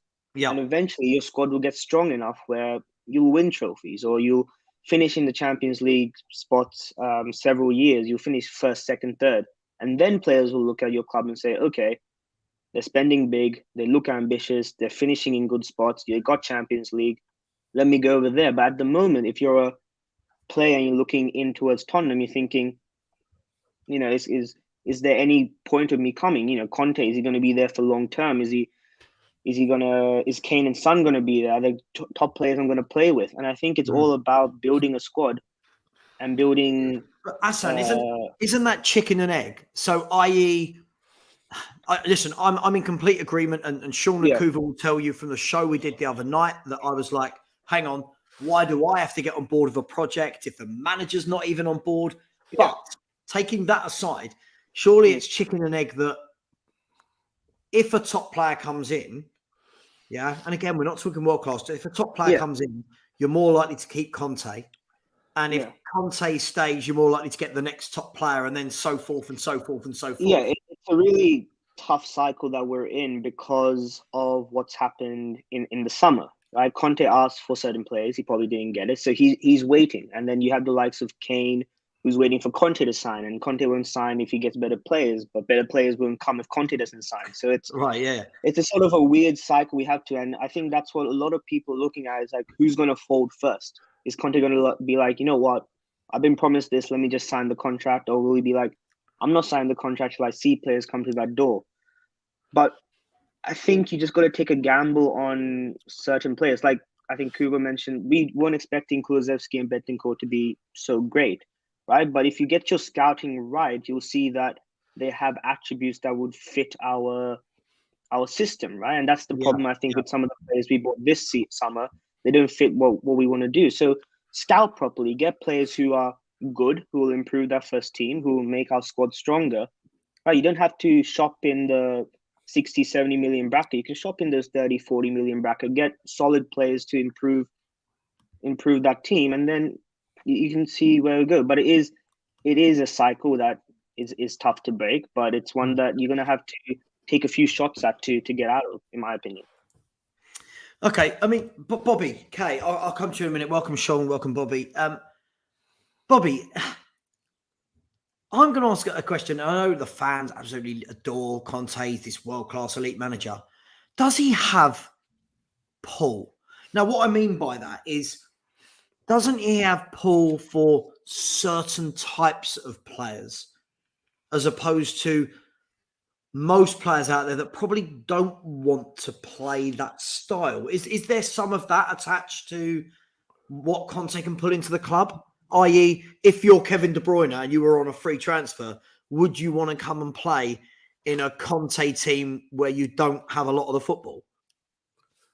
Before I answer that, Sava, forgive me for being rude, but I'll say hello to Hassan and Shawnee there. Good to see you, boys. Kuva, my big man. And of course, Sava, a very happy birthday to you, mate. I wish you many, many more happy years ahead. God bless you, mate. Stay safe. Stay healthy, my friend. So, thank you very much. On that note, what a fucking great, beautiful display of football we saw today. But we won. We're top of the league. I'm happy with that. In regards to your direct question, I think it's amazing how before players would want to just be associated with a club, but there's more to just being associated with the club now. You're going to want to look at who's managing there. Are you going to fit into the like you say, the tactics that manager is going to play and everything like that? And with the implementation Conte has in his systems, I think because of that, our list of the available players that we have out there is smaller than we really think it is, because not every player out there that we might even consider world class, or like Hassan was saying, the level just below, would fit into his system. So even they themselves might reconsider kind of wanting to join us because of that, or inflate their value or their demands in terms of salaries and whatnot, or bonuses or performance enhanced, however all that crap works and stuff like that. So I think, yeah, Conte does affect positively and negatively players coming in, because players that know that he's a winner and want to win and want to change are willing to change. They're willing to adapt. They're willing to come in, like the whole issue with going back to Traore, basically, how apparently he didn't want to come because he didn't want to be a right wing back. He was hard-nosed, no, didn't want to discuss it. I'm not coming there, forget it. It's not going to happen. But on the flip side, there might be a player that thinks, shit, this guy can make me, I'm a left back right now. I can become a right wing back. I can become a left winger as well. I'll be able to play this role because this guy will transition me into a more rounded player, and then figure out what position. I might be playing a position that doesn't really even suit me, that I've been playing for years. Look at what he did with Victor Moses. Yeah. Who would have ever thought that kid would have gone there and done so well at Inter and playing in the position there? So it's a crapshoot, but I think Conte, as it stands right now, still has a lot of pull because of the facts are there. The results are there. He's got the trophies. He's got the medals. He's got that winning mentality, and he's done it everywhere he's gone so far. So let's just hope he continues that. Yeah, absolutely. I mean, Sean, guys, if there are a few people in the back, I be patient if you can. I don't want to get more than 5 on it ever at once. So just, I will come to you at some point. I mean, Sean, when we look at this, hello, mate. Are you all right? Are you good? I'm good now. I've calmed down, but I'll be honest. I don't know if you were watching on the Irish Hotspur. I had a I don't know if I can handle the emotional roller coaster of Tottenham on the live stream, man. I went from the sublime to the ridiculous in emotions. I'd literally just finished, and I clicked back on 4 random moments around the halftime interval, and then at later points. And I never usually swear on a stream. And yet I was effing and blinding. I was throwing. I was banging the table. I've never felt so emotional in a 90-minute period, and I've just literally witnessed a really bad version of myself. So for anyone that's watching on this show that was watching me on there, I apologize for the language. It's not particularly appropriate. But I wanted to come on and wish you happy birthday, Saba. Happy birthday, man. How is it? How you getting on? Yeah, mate, good. Yeah, listen, it's just been a normal day. Everyone's like, how you feeling? I'm like, yeah, I went to work. I had some dinner.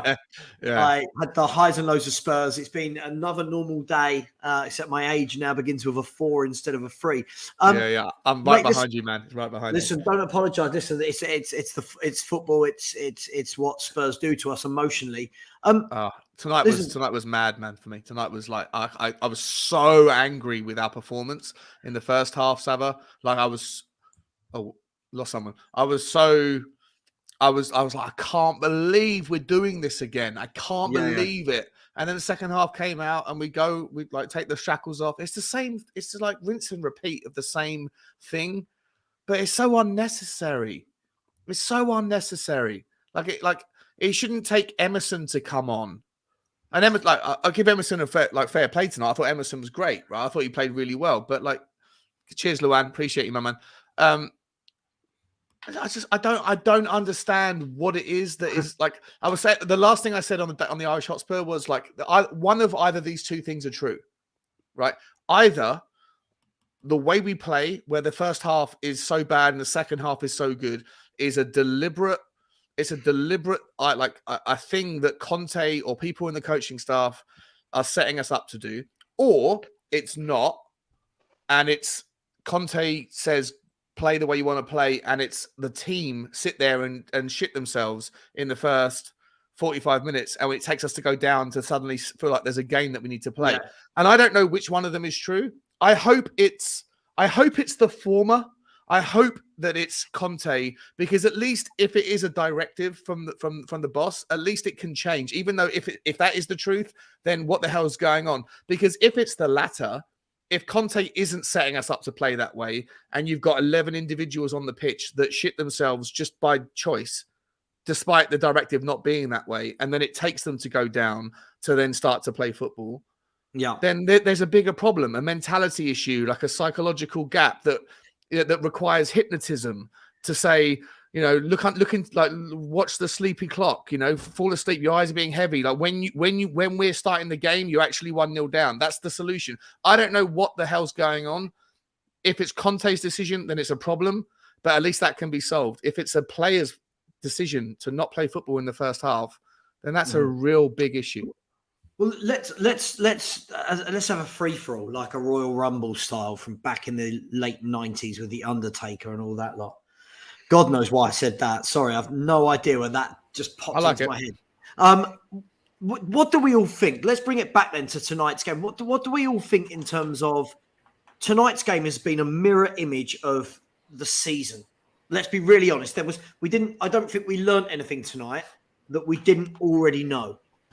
And Marlon, I'll bring you on no more than 6. This is it. We're doing 6, right? Welcome to you. Big up to yourself. And if you haven't already subscribe to all these wonderfully average-looking people on the screen right now. Guys, so today was a mirror of the season. This is how every single game pans out for Tottenham. Can I just have a quick show of hands? Does anyone believe that this is Conte saying first half, just sit in, we're going to get them second half? Or is it the players? Who thinks it's Conte? I hope it is. I fucking hope it is, man. Sorry. I do. Kuva, Bobby, are you going more with the... I think it's more the players. You think it's the players? I think, because Kuva kind of addressed it earlier when you guys were speaking, I think Conte's demands are almost becoming a burden on some of these players that they can't handle it. Woo! Sorry, I had to do it. It's the first time I've ever been on a stream with Phil finally. Hey, Philly! Phil's never come on my stream either. This is a rare occasion.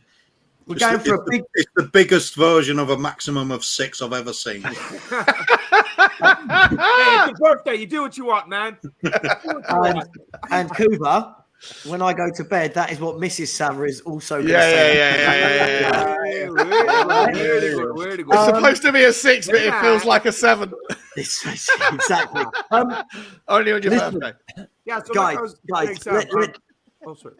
God, Bobby, go. Bobby, go. No, like I was saying, with this 7 earlier, basically, that maybe it's Conte's demands. Like, we all know he's demanding. We've heard that from him everywhere he's come from. So is he? I don't know if he's doing it purposely. Is he trying to break their mentality and break them out of the old mold kind of thing? Because so many of these players have been here so long. You guys addressed the whole Spurs family initiative too, that once you're in the bubble, you're in a safe, happy bubble. And if you're shit, it's okay. You can play. Let's hold hands and skip onto the field together. Fuck that. You know what I mean? And I think he's seeing that, and he's hell bent, and he's a very possessive man. You can tell with his passion that he wants to get things done. And I think he sees things from a different aspect than all of us will ever see. That's why he is what he is, and he has the success he's had. So I really firmly believe that he is trying to break them mentally and rebuild from their mentality and get that dare I say, Spursy mentality completely washed away from the club. We're winning games in the last minute, whereas normally we're losing games in the last minute. So that's a step, at least in the right direction. I know the football still, it's not gelling and shit, but one big positive I saw today, and I've seen in the last few games, I'm absolutely loving the way Bentancur and Højbjerg are working in the middle now. The way they're one goes, one stays kind of things, the chemistry is getting better. It would just be nice if that inspiration would kind of flow through the entire team. But for that reason, I don't think it's just Conte's directive no, sit here, wait for them to score. Okay, did they score? Okay, let's go, guys. If that's the case, go to the groundskeeper, go to the scoreboard, and tell them to put up 2-0 before the kickoff. If they're all right, boys, now you know what to go for. Let's go. Okay, Mark D, let me bring you in here. You've been very, very patient. Mark, are you of the opinion that, is it Conte, is it the players, is it a bit of both? No, as it's gone on for so long now, I think it's definitely Conte, because I think it's about. It's funny, like on I was watching it on TV, and like I have to say, I don't usually like what he says that much, but Jermaine Genius made a good point about trust, and I don't think with what he's got, he trusts those players to go out from the first minute to attack, because I think he's just playing a bit defensive I don't think he believes that the opposition will score against us first. I think he's just keeping it, really pragmatic, keeping it defensive, and then because the pattern is just far too similar for it to be, oh, the players don't care, and then we'll just come out in the second half. I think the Harry Kane comment of, yeah, well, I don't know why we do this. Of course, he bloody well knows why they do it, because otherwise you wouldn't do it, would you? You go, no, we really want to attack, and you'll go after the game, which they don't. I don't believe that they think that the opposition will score. I do believe it's about energy conservation, and of course, we've got a squad where a lot of them are going to the World Cup. And they're thinking about that, thinking about injuries. And I honestly do believe that they think, okay, because look at the difference in the second halves of how it's like a different team. It is completely different. And there's no way that anyone could say that it just takes him to talk to them at half time that they're going to come out. He wasn't even there to talk to them at half time tonight. Exactly. Mark. Yeah, but his assistant, who knows him inside out and knows the tactics inside out because he's worked with him everywhere he's been. Would it be fair to say, as much as we say that it's almost like a different team that comes out half time, is it almost like it's as though we've changed manager every half time as well? I'm not knocking him. I just can't. I'm like you guys. We've all got our own opinion on why it is, but I think we're all baffled as to. But the benefits do not outweigh the costs. If the ideology is literally conserve your energy because you're better fitness, and then in the second half when they're tiring, you can go at them. That is a system that we are pushing to the absolute limits of taking the piss, because like if it only works if the idea is like hold tight, sit deep, defend for your life, hold on, and then go into half time, and then second half come out and then go, get into fourth gear. That idea only works in principle if the benefits of doing that outweigh the costs, and the benefits of going in 0-0. But when you go in 1-0 down, I think you're pushing. All I just want to quickly just say though, sorry, Mark, Sean, is that when you look at last season, what happened with the system that he played is that we caught teams on the break. Yeah. That's what we did. We didn't play this super expansive football anyway under Conte when he first came. Regardless of those couple of bad results, the Burleys, etc. After that, when it kind of clicked into gear, because there was no tournaments to play after. There was no this, no that. We had to get Champions League, because of course, Conte wanted to prove that he's a top manager, and that's how we played. No matter what team you think about, how did we play? We just didn't just blow teams away just like that with this lovely football. We did after when we got the first goal, but we did it usually just actually sit back and then take them on the break. Yeah, you're right. Even against Newcastle last season, we beat them 5-1 at home. We actually conceded first, didn't we? Similar sort of thing. Yeah, you're right. Let me bring in Marlon, who's always the most patient of human beings I've met. Marlon, it's an interesting one, isn't it? Because look, there's comments coming in like, oh yeah, I can read the sarcasm. Oh yeah, of course we set up to concede and then we try and play, laugh out loud. But the more it happens, isn't it? The more it happens, aren't we going, well, this happens every game. This pattern is so clear to see now that some Spurs fans are literally saying, well, we might as well not watch the first half. We know what's happening. No, you're correct. I think, the problem is that I don't think they expect to concede. It just happens because we don't have the players for it. Yep. The thing that I find really what I can compare it to, if everyone has seen that episode of The Simpsons when Homer becomes a boxer, and obviously he can't box. So he literally, they punch him, and he ties the opponent out, and then he knocks him out. That's exactly how I see Spurs playing at the moment. It literally is soak up all the pressure, because I don't think Conte trusts the players to go out, go 1 or 2-0 up, or even 1-0 up, and then try and defend the last half an hour when they probably are going to be tied themselves. So he plays, I think he kind of waits and says, let's see how they do in the first half, let them come at us, and then we'll go at them in the second half. And he reserves their energy. You can see it. And, tonight is a prime example, as you lot just said. He wasn't there at halftime. So he must be setting him up to play that way, because it ain't nothing he's saying at halftime that he's changing. He's literally got these tactics and he's doing exactly the same every game. I remember doing a lot of streams last year where I was going, oh, another slow start. And I'm saying it pretty much every week.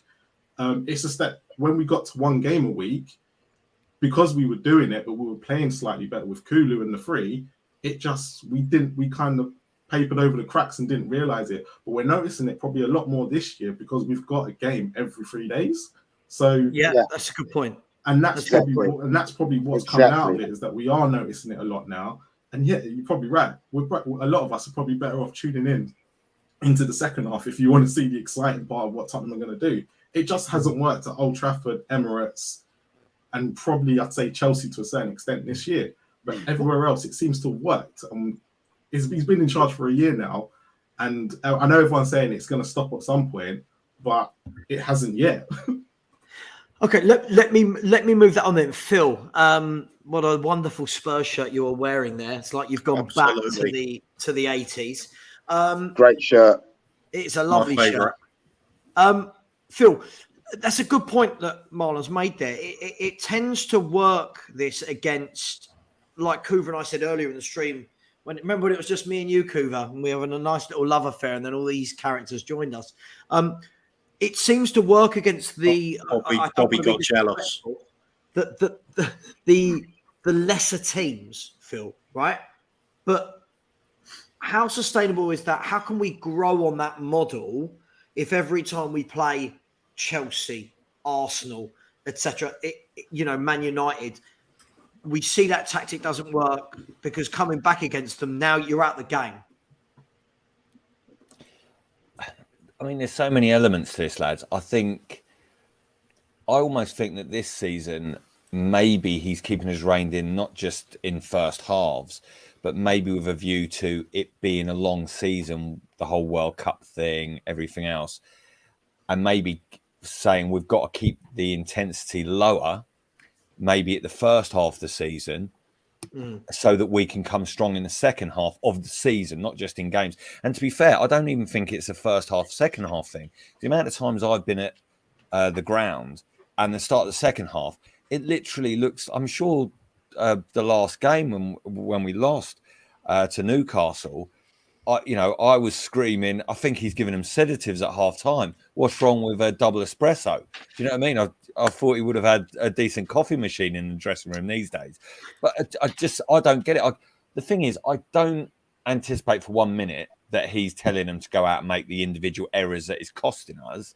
But at the same time, and also I don't think it's a tactic to, it's not like a boxer saying, whether it's the rumble in the jungle or whether it's Homer, to let them punch themselves out and then we can hit them. I just think it's a case of, whether it's playground football when you're 7 or whether it's the Spurs team now, almost when you're 1-0 down in a must-win game, you haven't really got any other option than to actually take the shackles off and go for it. Right. But the biggest thing I think at the moment, Sava, is, and I don't know what you lads think, we're just not able. We try and break the press, and that's been evident even since Conte first came in. We're trying to pass out from the back to break that initial press, and then there'll be more space for the front three as it usually is. But we're just not able to pass to each other. I mean, we couldn't string 2 passes together tonight, Phil, in the first half. It was exactly, and it's the same thing, Sean, in game after game. It's almost like we try and get it up to the front players so quick, but it's just not coming off. And I don't know whether that's because Sonny and Kane are so desperately short of form, albeit Kane's goals are. We were so deep as well, though, in the first half. Yeah, of course. We had 11 men behind in the final third. Sometimes you at least have a man on the halfway line. Tonight we had 11 men in the final. Of course, but they're not even trying to take a touch. Like Kane did much better second half at holding the ball up, I thought, and then getting other players into it. But of course, to your point, they were much nearer to him. But the amount of times first half, they were trying to dummy the ball to let it go to the guy behind them. Yeah. It came off. It didn't come off first time, did come off second time. But they're literally trying to do it one touch rather than getting the ball under and try and go. So I don't understand. I don't understand the tactics. I haven't got an answer to you, Sava, but my belief was up until the last few games, once Sonny and Kane did click and did hit form, and hopefully once Kulu came back in, we'd see more of a return to being able to pick teams off on the break, and at least that would give us that entertainment factor as well as being able to punish teams. Mm-hmm. But I don't know. I really don't know what the game plan is. It's hard to fathom. So here's a question for you all, and I don't mind in which order this is answered, and we'll keep it swift and move it around. He's been here a year, right? He's been here a year today, if I'm not wrong. Yeah, he's been here a year today. I get it. I understand to a degree some of what he does, but shouldn't we have seen some involvement now of the football? Because in my eyes, this is only me, some of you may well disagree with me, I don't think it's evolved in any way, shape or form in the last year. I feel like the way he was setting up backwards. Gone backwards. Yeah, exactly. If anything, I feel like we were slowly getting better towards the end of last season, barring a few games. We were awful at home to Burnley and won because of a penalty. I thought we were really poor at home to Brighton. But in the main, you could see we were starting to get more of the ball and we actually looked like a plan. For me, it definitely feels like the football, I'm not talking about league position or Champions League, the football itself looks like it's taken a right downward turn. Does that worry anyone? Does anyone agree with that? And why? Yeah, I'll go on that one. Yeah, it does worry me. Because at the end of the day, Conte wants control. And if we're playing football where we're constantly giving up possession and failing with the simple passes, constantly recycling the ball, how is that control? If we're trying to build an attack and we instantly lose it in that attack, we've just put ourselves in a worse position because we're not holding shape. We're actually trying on the front foot at that point. So it's directly detrimental to what Shawley wants to do. Conte said himself he's not into open games. He doesn't want free-flowing, end-to-end games. He wants to just see it out professionally. So why we keep doing it? Part of the previous question. For me, it's a long-standing mentality thing at this club because I remember games where we were doing similar to this under Pochettino. We just wouldn't turn up for a half of football. we'd come back and get some last-minute winners after coming back from 2-0 down. One I remember, it always sticks in my mind. Even before that, Sherwood time, when we played Southampton at home, we went 2-0 down, came back to win 3-2, last-minute winner, and it was like, everything's great. But it wasn't great. There was times where this keeps happening at this club. What is it? Why is that? You've got to look at some of the common denominators. Some of these players that have been here for a long time are even big name players, and they are part of it. Is there question marks there? Do we lack a captain? Is it the right to have the goalkeeper as the captain? Does it inspire the team? Can he drag this sort of driving? I thought Hugo was a pretty good captain tonight. To be fair, I thought he was the one guy in the first half who was leading by example. I thought he was a pretty decent captain. But don't you think, Sean? Maybe to Kuva's point, it speaks volumes about our team that the goalkeeper is a captain. Yeah. If you haven't got a proper either a libero at the back who's taking control and pushing the team forward, or you haven't got a dominant player in the center of the pitch who's actually taking names and taking numbers. Yeah. Look, how many times have we folded in big games not just this era, but last 10 years, Jesus, the last 30 plus years. The lack of leadership is shocking. Hopefully that's changing now. You can see I feel like Højbjerg is the natural. Højbjerg is the natural next captain. I think I agree with you. I do. I agree. I think Dyer would be a good captain if he resembled a footballer and not one of the statues on Easter Island. But I've got an interesting thing that would be a hell of an experiment though. Making Dyer captain and see if that actually brings the best out of him. But what is the risk, best isn't it? out of him, Cooper? Cooper, basically, we're playing as many defensive players as we possibly can, and he's only just about able to earn a living as a professional footballer. I'm not sure what giving him a piece of material around his arm is going to do at this stage. That's the problem. Højbjerg is the natural captain. Surely. Like Phil just said, we're playing a lot of defensive players, and at the end of the day, if he's adamant that this is the style of play that we're going to play, where we're going to just soak up the pressure, soak up, wait until it's later in the game, let them tire out, and then just bury them off. Fine, but you have to have the players to do it. And as it stands right now, based on form this season, we do not have a single defensive player that can do that. And I include Romero in that because he's been very sporadic this year. To be fair, Romero's been poor as hell this season. Joking aside, someone said to me, I was having a debate with someone the other day about, Conte in, Conte out, and, another manager coming in and maybe being able to get more out of this squad. And I think, something you've talked about for a long time, Sava, could we play differently with the amount of attacking options we have? But the thing that frightens the living shit out of me is we've only really got, whether he's bad on form at the moment, Romero. Who would you have next to him as another centre half if we did play a back four? We're almost having to play a back three to cover over the mistake. We've almost got two centre halves. If you whack three in there, they almost you can't do a back four. I thought for the longest time that you might have been able to do Romero and Longley. I thought that was a possibility, but seeing Longley in the last few games, as much as I appreciate Longley, I'm a big fan of him with his ability going forward. I don't think he's got the turn and pace quick enough. For me, I think there's nobody next to him. You can't play a back four with the defenders we have. But can I ask though, guys, just as a theory, the whole theory behind playing a back three, right, or a back five, whatever you want to call it, is the safety in numbers because there's not enough quality in the two, right? But we don't defend well with a five. We give up so many chances with a five. What's the difference between going to a two but actually having more forward-thinking players on as well, so that at least we can attack a bit more? That's just my viewpoint. Is the back three doesn't work for me. I think teams that play a back three and are successful, like funny enough, Conte's Inter, when you've got De Vrij, Bastoni, and Skriniar, you go, cool, everyone else, you could all stay up front. These three have got it. When you're playing the back three we've got, we're giving away chances for fun. Let's be fair.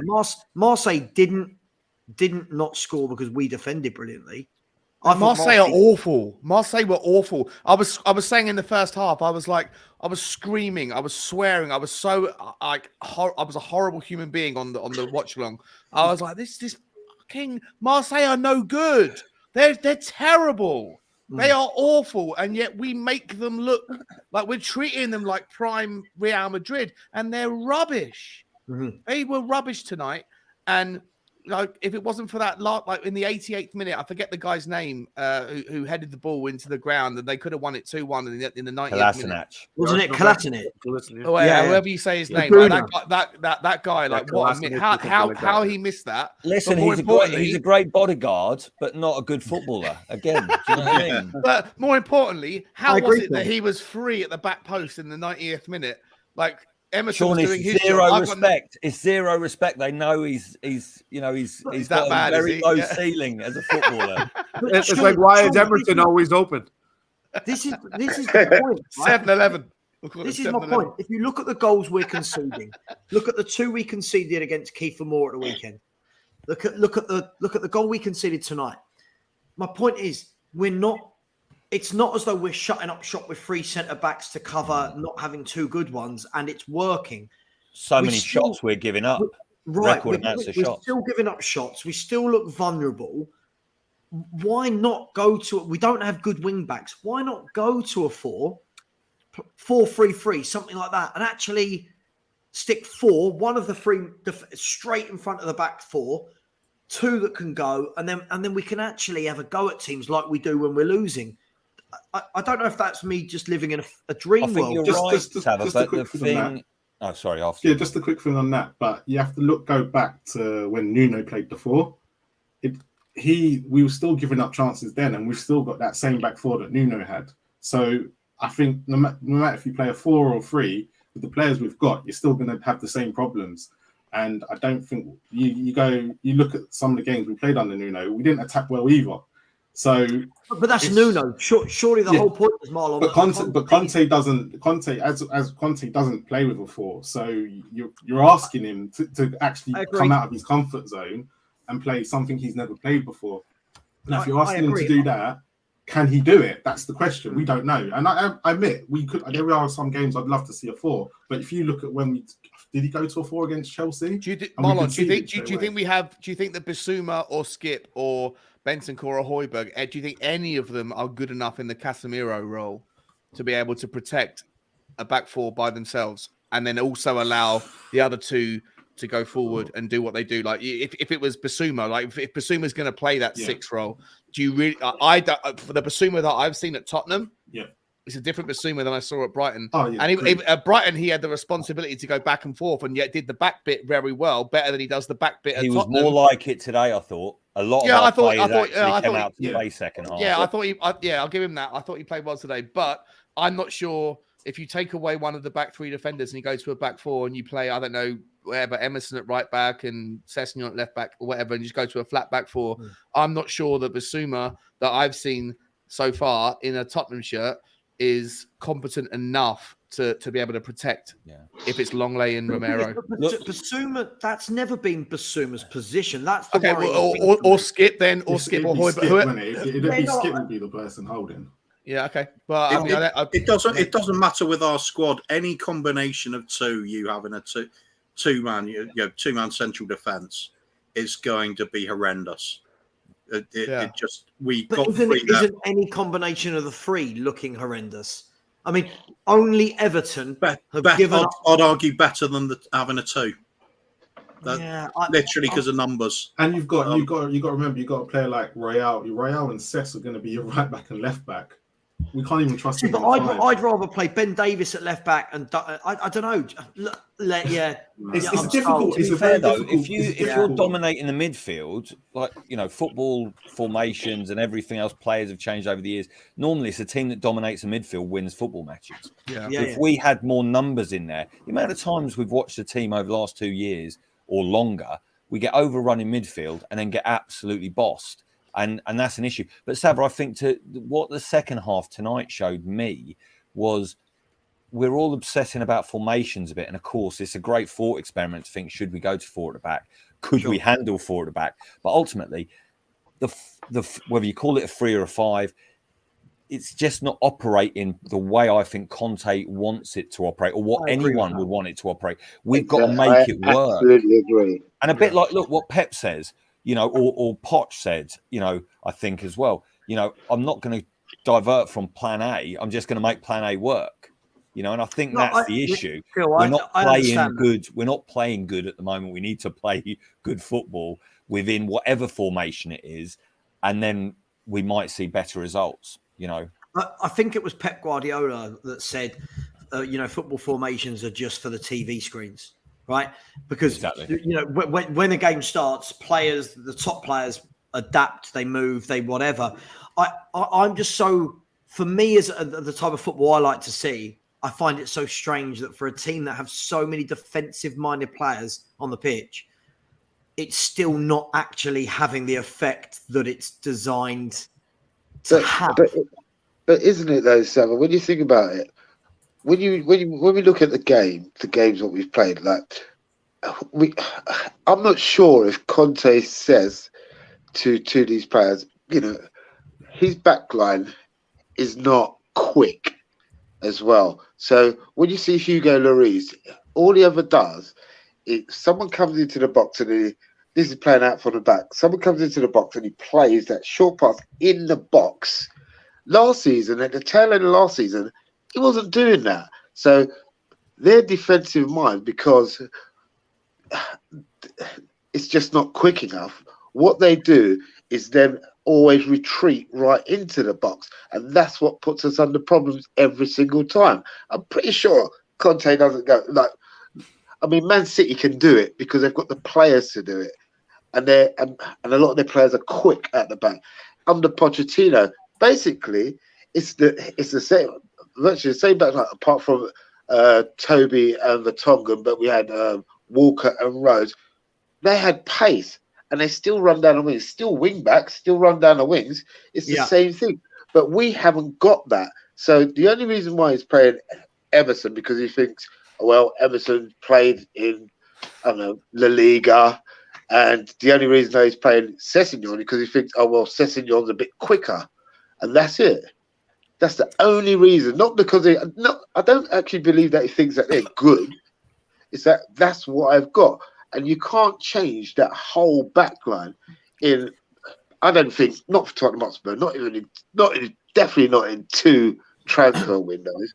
Hang on, Mark, just 1 second. So I think Bobby, I think you need to drop off, don't you, Bobby? Yeah, unfortunately, it's that time over here. I gotta get these kids fed and all that stuff, and it's ridiculous. They don't work. They don't have jobs.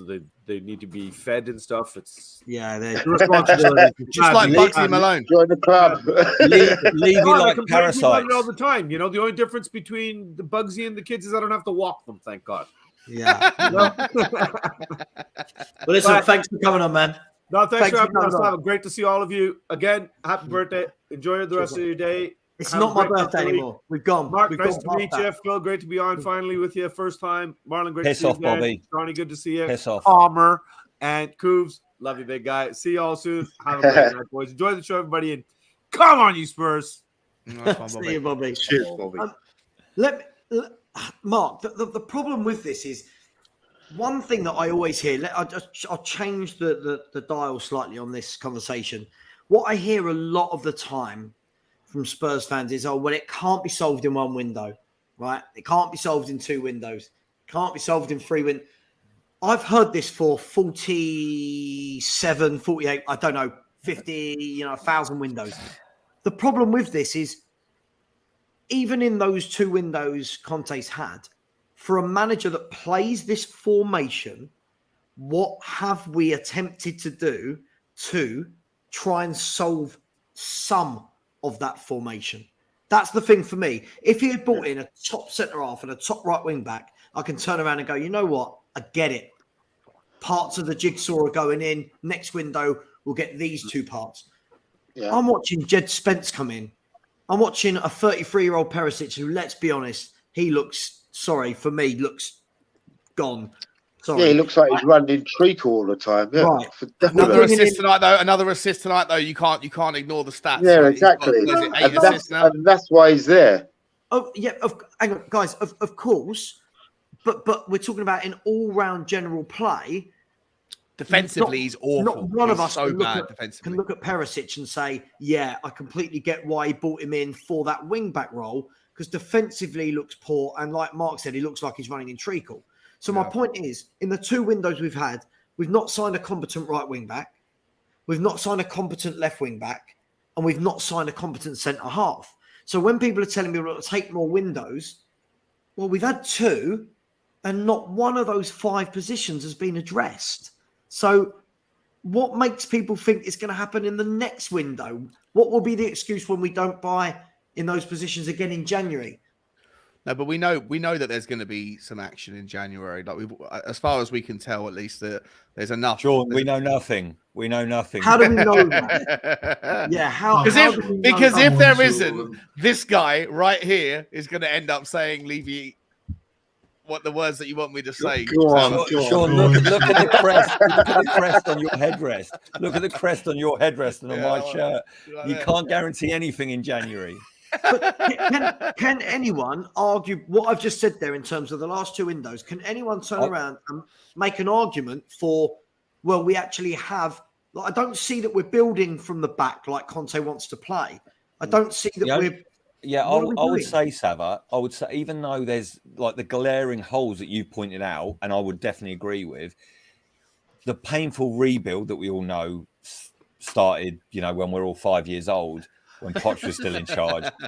We've been 2 players short since 1882. Okay. Think about that. So true. Think about that. So to be true. fair, I listened to, I don't know whether you heard the build up on the BBC podcast for the game today. They interviewed Chrissy Waddle, and he talked about when he was sold to Marseille. Really good listen. But he talked about he was getting a bit disillusioned with Spurs because we'd sold, Goff, Glenn, and all these other great players. So we basically had a team that he thinks should have won something. Yeah, sold a lot of the crown jewels. Clearly. Exactly, the kit I'm wearing now, and basically. Then he was sold. He was sold to Marseille, and what a team that was. And it looked like the team that we played in the first half, to be fair. But the thing I would say, Sava, if you look where the squad was, even under Jose, now, as much as we're saying, we don't have the players, we can't play a back 4, there's so much more talent, especially in the starting 11 now, to allow us to play much better, which I think we started to see in the second half. And some of the people in the chat are saying this, and you've said it before, Sava. Basuma, look, the thing I wouldn't write off any of the players in there that we've bought yet. And the reason I'm saying that is because the 2 superstars in our team are the forwards, and they're playing like bags of shit at the moment. So I just think it's a case of... I'm not writing them off, No, I know. But my point is we have seen a lot of churn, and as much as definitely the key positions haven't been addressed. Obviously, we haven't got SMS coming. We haven't got any creativity in the centre, but and the I don't know what Jed Spencer's done. Has he done something to Conte's wife? Has he smoked a cigar in the dressing room on the first day of pre-season? What has he done? Has he said something racist in Italian? What has the kid done? Because he cannot. Literally, he brought him on for 5 seconds at the end for a bit of sentimentality against Forest. I mean, Jesus H. Christ, free Jed Spence. Free Jed Spence, justice for Spence, for fuck's sake. How must he feel, right? How must he feel? How would you feel at work if you thought I'm on a level here? I've just joined a new company, and the bloke that is getting the project ahead of me is pretty shit. And then the guy next choice is pretty shit. And then when both of them can't play, they're bringing in a young lad who's probably 6 weeks older than me, who's been there for ages, been out on loan here and there, done the square root of fuck all. And he's playing on the opposite side rather than me getting a game. I do not understand. He must be literally unable to trap a bag of cement in training. I don't know what's gone on. Yeah, because anything other than that, Phil. If it's not true, if he's as good as we think he might be, or as good as he could be capable of, There's no like. You're right. You're absolutely right to put it into perspective. If you were at a company doing whatever you do, and there was someone who was shit in front of you that got the gig and failed, and the other guy got the gig and failed, and this other guy that's part of a different team altogether was brought across. Yeah. You would sit there and go, "What the fuck is going on here? Have I said something or done something?" Maybe it's a mental test. You know, Conte loves how Doherty basically said, "Well, I'll show you," and really fought his way back in the team. So maybe there's an element of that he loved it so much that now Doherty can't get in above Emerson Royale. But look, I've got to give Royal a bit of credit. I know he still didn't cross the ball. No, Royale was excellent tonight. He was better. He was better. Although I properly lost it when he was coming on. I probably come on. He was excellent. He was. He is Tottenham Hotspur's best headerer, if that's a word, of the ball. He's the best headerer of the ball defensively.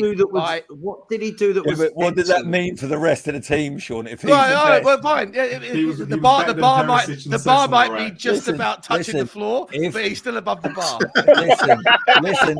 If Chicken Royale is the answer, what on God's green earth is the question? Yeah. And do we want to know what the question is? That's awesome. I'm just saying, in that one going back to the points, I can see there's been a big turnover. Look, now we make excuse and we all slate Dyer, you know, Easter Island, you know, clown feet, whatever Dave calls him. But I think the thing is that now really there's probably only in that starting 11 tonight.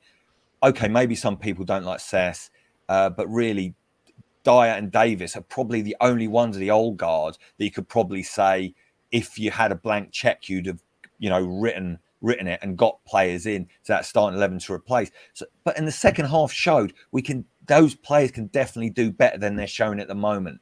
So I believe the churn has started. And look, like you said earlier on tonight, if we just add one or two players, it can make a huge difference in mentality and everything else. So we've just got to keep pushing and pushing. And Conte's got to keep calling Levy's bluff until we do properly see this evolve. But the answer to your question, Osava, really is I haven't got a clue. I haven't got a clue why we haven't signed the players in these key areas. I actually back the signing of Richarlison, by the way. We've been screaming out for a player who can back up Kane and be an adequate replacement for ages. No, at least we've gone and done it. At least we've got someone in. No, but do you know what, Phil? My argument to that, if we're moving the conversations there, my argument to that is this. We all know Spurs are never going to spend an absolute fortune in a transfer window. So if Conte's been given X amount of money and 60 million of it is going on a backup striker, whatever we want to call it, rotation striker. It's crazy. When we need a right wing back, a left wing back, two centre halves, a midfield, it blows my mind how that's the first thing we think of in the transfer window. That's where the bulk of our we did this one the other night though, didn't we, Sav? I mean, my point was we could have got Richarlison and got some sort of defenders in a wing backs in. With the fact is, we went and spent money on Jed Spence, Udogie, and Mate Sarr. None of them getting a kick. One of them not even in the team. That's about 60 million quid's worth. I agree with you, but this is my point. My point is, Kuva, you and I are on the same page. It should never be when fans say, "What would you rather this window, a centre back or a right wing back?" No. We need both, right? But my point is, that's not how the club is operating. That's also not how like finances work. You can't just like we can't all act like 6-year-olds who see our next door neighbor has a shiny red toy and say, "I want a shinier red toy," even if your parents can't afford one. Like you have to factor Sean, in. avoid reality. Red toys. Avoid red toys. Of course, but there's realities, right? There's financial consequences. Come on, right? Okay, I think we can match our neighbours though, can't we? Whose neighbours are you talking about? Arsenal. Yeah. I just think it's opportunism sometimes, Sava. No. I think Basuma came up at such a cut price deal and he's so good. Let's get him. I agree. I think Richarlison, Everton was skin. Yeah. And I don't know why we did. Well, pay I think so much for him. Richarlison was a waste of money, but Udogie, I think, is someone where hopefully that will turn out to pay massive dividends. Bentancur, we paid 18 million euros for. That guy's now worth probably 60, 70 million if you wanted to sell him today. Kulusevski, we paid 40 million for when we eventually pay for it. He's probably worth, given his age and given what he's done, probably 90 million. Sometimes you have to take chances, and Udogie, the consequences of trying to sign Udogie at a cut price 20 million quid was the part of the deal was, if you want to buy him now, you have to loan us back. You have to loan him back to us. Sure, and if you didn't want to do that, then we go, okay, fuck it. We won't do that then because we need to go and buy someone else. And then somebody else buys Udogie in the summer or next season, and we might have £100 million left wing back next year. You have there's consequences. There's just realities of risk. Sean, I get it with Udogie, but I think me and you are on the same page with. I don't think that 60 million for anyone, unless that 60 million is for someone like my Alexa's going to talk. Someone that scored more than 15 goals in a season. Hakimi. Yeah. Right. If we turned around to PSG and said 60 million, Hakimi, then everyone's going to be doing backflips. Right. That's opportunism. Richarlison at 60 million, that for me, Spurs paying 60 million, that is your statement signing in a window. Right? Yes or no? We've never spent more than that before. Arguably, Ndombele 55 going 65. Yeah. Right? So if you are not going to be spending record signing, but Sean, hang on. If we're not going to be signing 3 players at 60 million and you're only going to go and get one, why is that one a backup, a rotational striker who's not as good as the 3 in front of him? Why not go and get a 21-year-old striker to play there who's coming through the ranks somewhere and use 50 million of it to go and buy a top wing back, a top centre back? Brereton Diaz from Blackburn Rovers would have been, you could have got him for 15 million. Right. There you go. I would rather Brereton Diaz at 15 million, whatever he was, and going and buying a centre back of note. 60 million quid centre back, 100%. A wing back of note. I get what Kuva and Phil are saying. We've all been crying out for a backup striker. Not when we've got so many other positions we need to plug. Sure. It's always going to be about priority. I'm so sorry. Before I probably go, guys, I got to jump. It's too late for me. I've got to do something. I love you all. Nice to see you guys. I'm stopping the show in 5 minutes, by the way. 5 minutes. All good. But I got to jump now. I'll see you soon. Take care, everyone. See you soon. Cheers.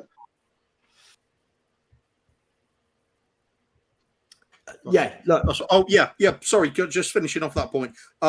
It's about priorities, isn't it? We've had this conversation so many times, haven't we, Sava? Conte, what do we know about his system? What is the sort of defining characteristic about it? It's a solid defence and wing backs. That's to get it working.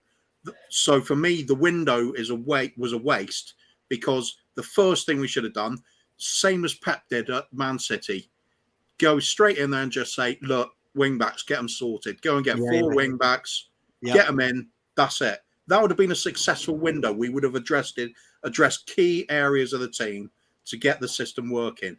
Could have worked on the central defence. And an extra central defender would have been great too. Possibly even a goalkeeper. But then, just get the basics in to get the thing, get us going in the right direction to start with. That would have been a successful window. We have bought the likes of Richarlison, and I'm with Phil P on this point that I think Richarlison's still a good signing because we did need the backup for Kane because we haven't had that for a long time. We've been making do with the likes of Llorente at times or failing completely with Vinicius and you name it. All those other ones have come in, Janssen, people like that. So I thought Richarlison is a good signing, but also got to agree with you there, Sava, that was it the most important one to get the team working? No. But really. the only thing I would say, Sava, is I would turn your own statement that you always usually make back on you and say it doesn't have to be either or. It should have been Richarlison and the fullback. But Phil, we knew it. We knew it was. I mean, Marlon, let me. It's so disappointing though, because where's all this whole Don Paratici with his 5 deals for every position. This is the point. I mean, Marlon, let me bring you in here. You haven't talked for a while. I mean, listen, I can't be a hypocrite and say one thing, right? I can't. I agree it should be multiple people coming in those positions. But my point with this, Marlon, is once we saw that signing of Richarlison, I think most of us were resigned to the fact that's the window kind of done. And it turned out to be that way, didn't it? It was kind of like we started well, and then it was, we've done Richarlison, and everyone was like, go on, kick on, get your centre back, get your right wing back. And then it completely fizzled out. Could we have done better with that 60 million is the question I'm going to ask you, Marlon. The other question is, why did we spend 15, 16 million on Spence? Now, that was a key position that Conte wanted, was a right wing back. Right. But look, if I remember correctly, Royale was linked to Atletico Madrid at the time as well. But I got a feeling that Conte was told it's Spence and nothing for right wing back. So you've got a problem there where the club are making signings for you in key positions. Now, regarding the centre-back position, I believe that most of the defenders that Conte wanted rejected the move to Spurs. And that's a problem in itself, where he wanted Bastoni. Bastoni didn't want to leave into this year. Is it Bremer who wanted to come, but he wanted to get his Italian passport. So you do have the other issues that the top quality defenders that they wanted, a lot of them didn't want to come. So you kind of... But isn't that Paratici's job, Marlon, that... Look, we know we're not getting Bastoni, and if they've done their job properly, they know Bremer wants to stay in Serie A. I agree. So why are they not? And like to Phil's point, everyone told us years. Paratici draws up a list of 10. Yeah, but this is Daniel Levy's Tottenham, and the quality of players that Conte wanted to bring in, unfortunately, probably didn't want to join Spurs because of. They knew they weren't going to come here and get the money. They didn't, there's certain factors that would have come into play. Why did we end up with Lenglet in the end and not the centre-backs that Conte wanted? And these are the questions that need to be asked. But like you said, you're talking about Richarlison. Yes, it could have been spent elsewhere. But I look at someone like Jed Spence, where that was wasted money. You wasted 15 odd million on a right-back that Conte didn't want. And you probably could have gone out and got someone else that, if you add the sale of Royale at the time, if Atletico Madrid were interested, that could have been an extra 30, 40 million on a right back that he could have wanted and probably was better than the options we've got. So if the club stop making club signings and actually use the money to actually pay for the players that Conte wants or the manager wants, then we're possibly in a better situation. But we're always going to have this issue. And that's the biggest problem, that we're going to always get club signings. And that's where most of the money is going to be wasted. And with Richarlison, I think Levy just wanted to get one over Everton. And that's because because at the end of the day, Paratici apparently takes all the signings that we want to make to Levy, and Levy still does the negotiating. So we're still stuck. So last point I want to make, last question I'm going to ask to everyone, and I'll go rattle through this in a couple of minutes because I'm flagging now. With that in mind, with what Marlon said in mind, then, if that is happening, if Conte wants a better right wing back and he's getting Spence, can't get through any of his centre back targets, and Paratici's taking players to Levy, and Levy's still saying no. Why is Conte here? And is this why he hasn't signed a new contract? Because how does that change? How does that possibly change? Because players that wouldn't have signed in the summer, why would they now sign in January or next summer? How does that change? Just really quickly, because I'm going to stop the show in like 3 minutes. So whoever wants to go first. I'll do mine. 2 words: blind hope. Right. Nice. I think me and you have already said this before, Saba. I don't think Conte stays beyond this season. I agree. I don't think he does at all. I keep hearing, Marlon, it's a project, and like I said to Kuva, every time I stream with Kuva, I say to him the same thing. I keep being told as a fan, be a better fan, back the manager, back the process, back the project. Cool. Well, let me see the manager they want me to back sign, so that I know that he's saying the club are backing me, because he's only going to sign if they back him. So if he signs, I sit there and I go, you know what? Cool. Let's see what you've got for the next 3-4 years. At the moment, I've got a manager of the club I love who's leaving in 7 months, right? As it stands. The difficulty is, though, Sava, like we all know in football, life in general, you know, contract's not worth the paper it's written on, really. It just gives people a little bit more, you know, sort of security. But the biggest fallacy in football... As you're getting down to the last 7 months, Phil, when people get down to this stage, most people are when a player gets to this stage and they're going, oh, we'll see what happens with the contract talks with my agent. You know what that means. Yeah. But look, this is the thing, and I know we're all waiting, and we're all in the same situation. We're all this is like a little bell that we can hear somewhere, and it's getting louder and louder and louder. And at some point this season, it's going to be like a klaxon. What happens with Conte? What happens with Kane? And who's going to blink first? Levy has to do something, we think, in January, or it'll all go. But look, the biggest thing in football is, if things are going well, if there's a good vibe, if people are winning football matches, managers, players, everyone, fans want to buy into it, want to stay as far as players. So, look, Pardew had that, whatever it was, 6 or 10 year contract at Newcastle, and you knew as soon as he signed it, it was all going to go tits up. And guess what happened? It went tits up. So look, if we're through to the next round of the Champions League, which is, I don't know how we did it, but we did it. Yep. And we're still in a good position in the league. We've got all these players, and they've all got much more to show. If we add a few bits of quality, I could easily see. Look, the two scenarios are he pisses back off to Juventus, or we say to him, "Look, mate, here's another 5 million a year. You're getting 25 million a year. We're giving you more control."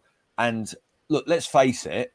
Conte knows if he actually does deliver something at Spurs, it'll basically be the best thing since sliced bread, and that's the blind hope that then sign the contract mentions.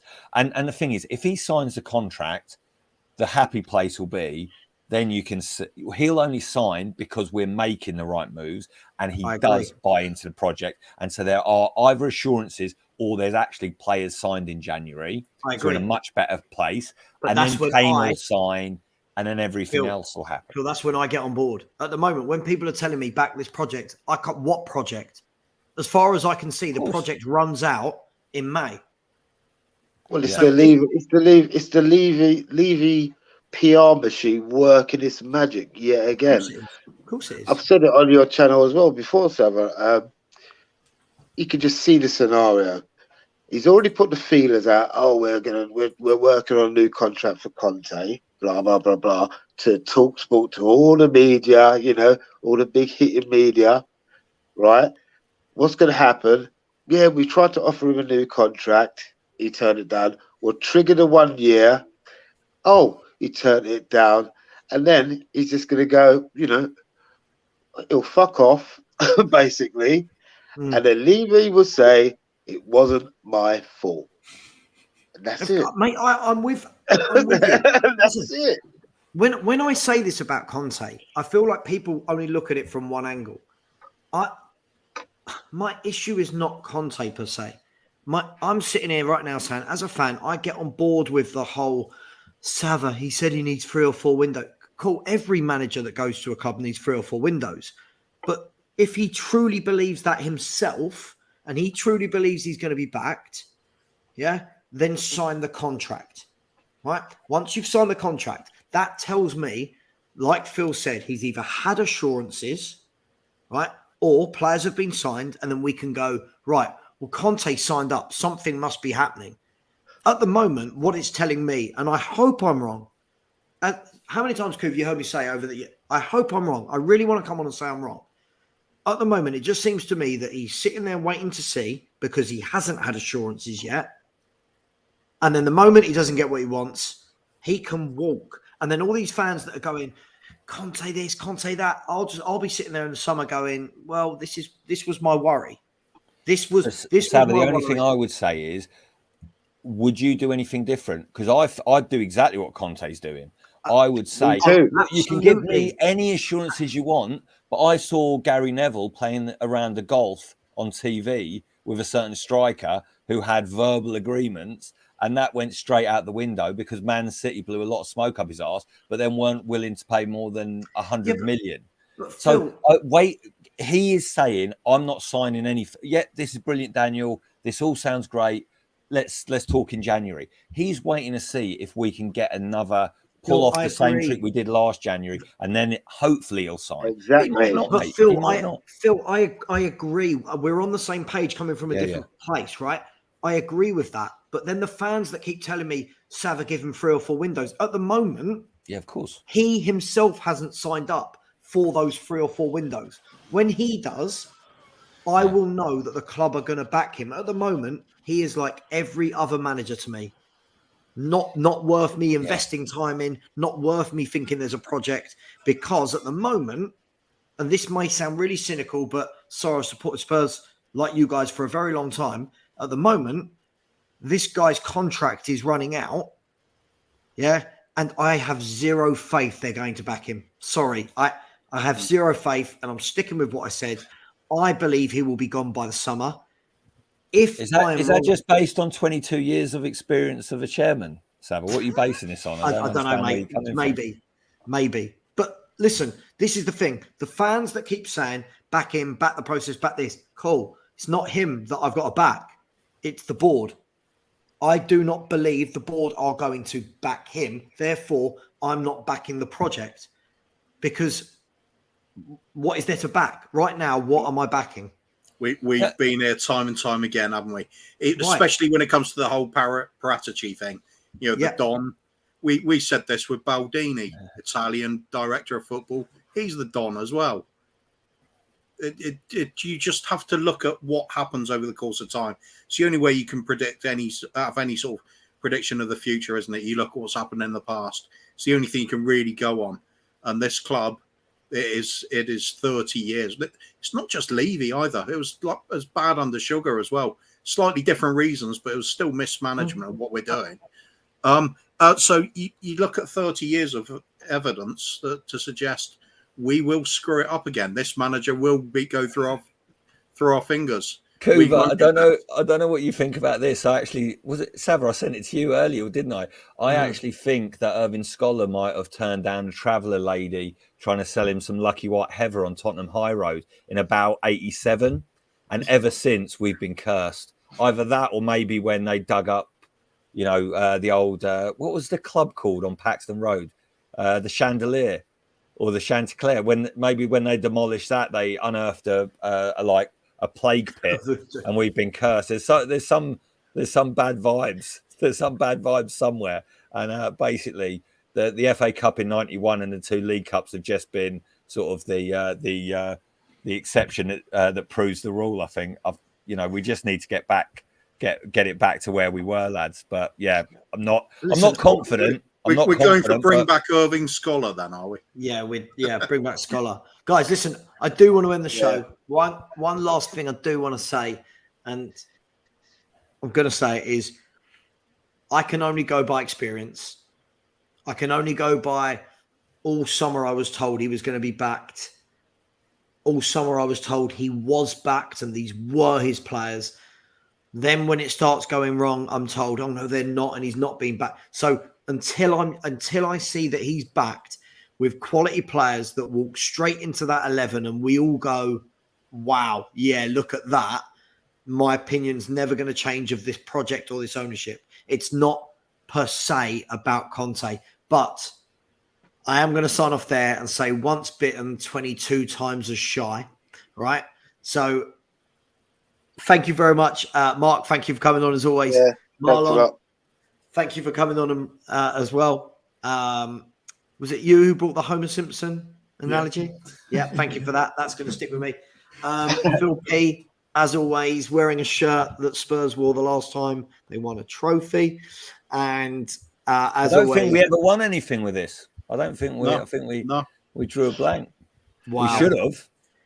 Just quickly, because I do need to go to bed. Is this the shirt? This is the shirt that Clive Allen would have worn when he got 49 goals, 50 goals. Yeah. I was at the cup final actually against Coventry. Jesus. No, that Coventry was the one with the little collar and some of the players had Holston, some of them didn't they? Oh, Big guys, uproar. I've got to sorry, end this. that's another Yeah, it's another debate. Listen, we'll retro do this all Spurs again. corner, retro Spurs kick corner, another time, Sam. Absolutely, mate. Absolutely. And the best one of the lot was Jimmy Greaves style, no sponsors at all on there, just a white shirt with a crest. Stop. I need to go to bed. Guys, thank you. Much love. We'll do this all again very, very soon. I'm leaving the studio immediately. Take care. As always, come on, you Spurs. Leave in it, please. Come on, Just you sell the Spurs. club. Just sell the club. Much love. Goodbye. You Spurs.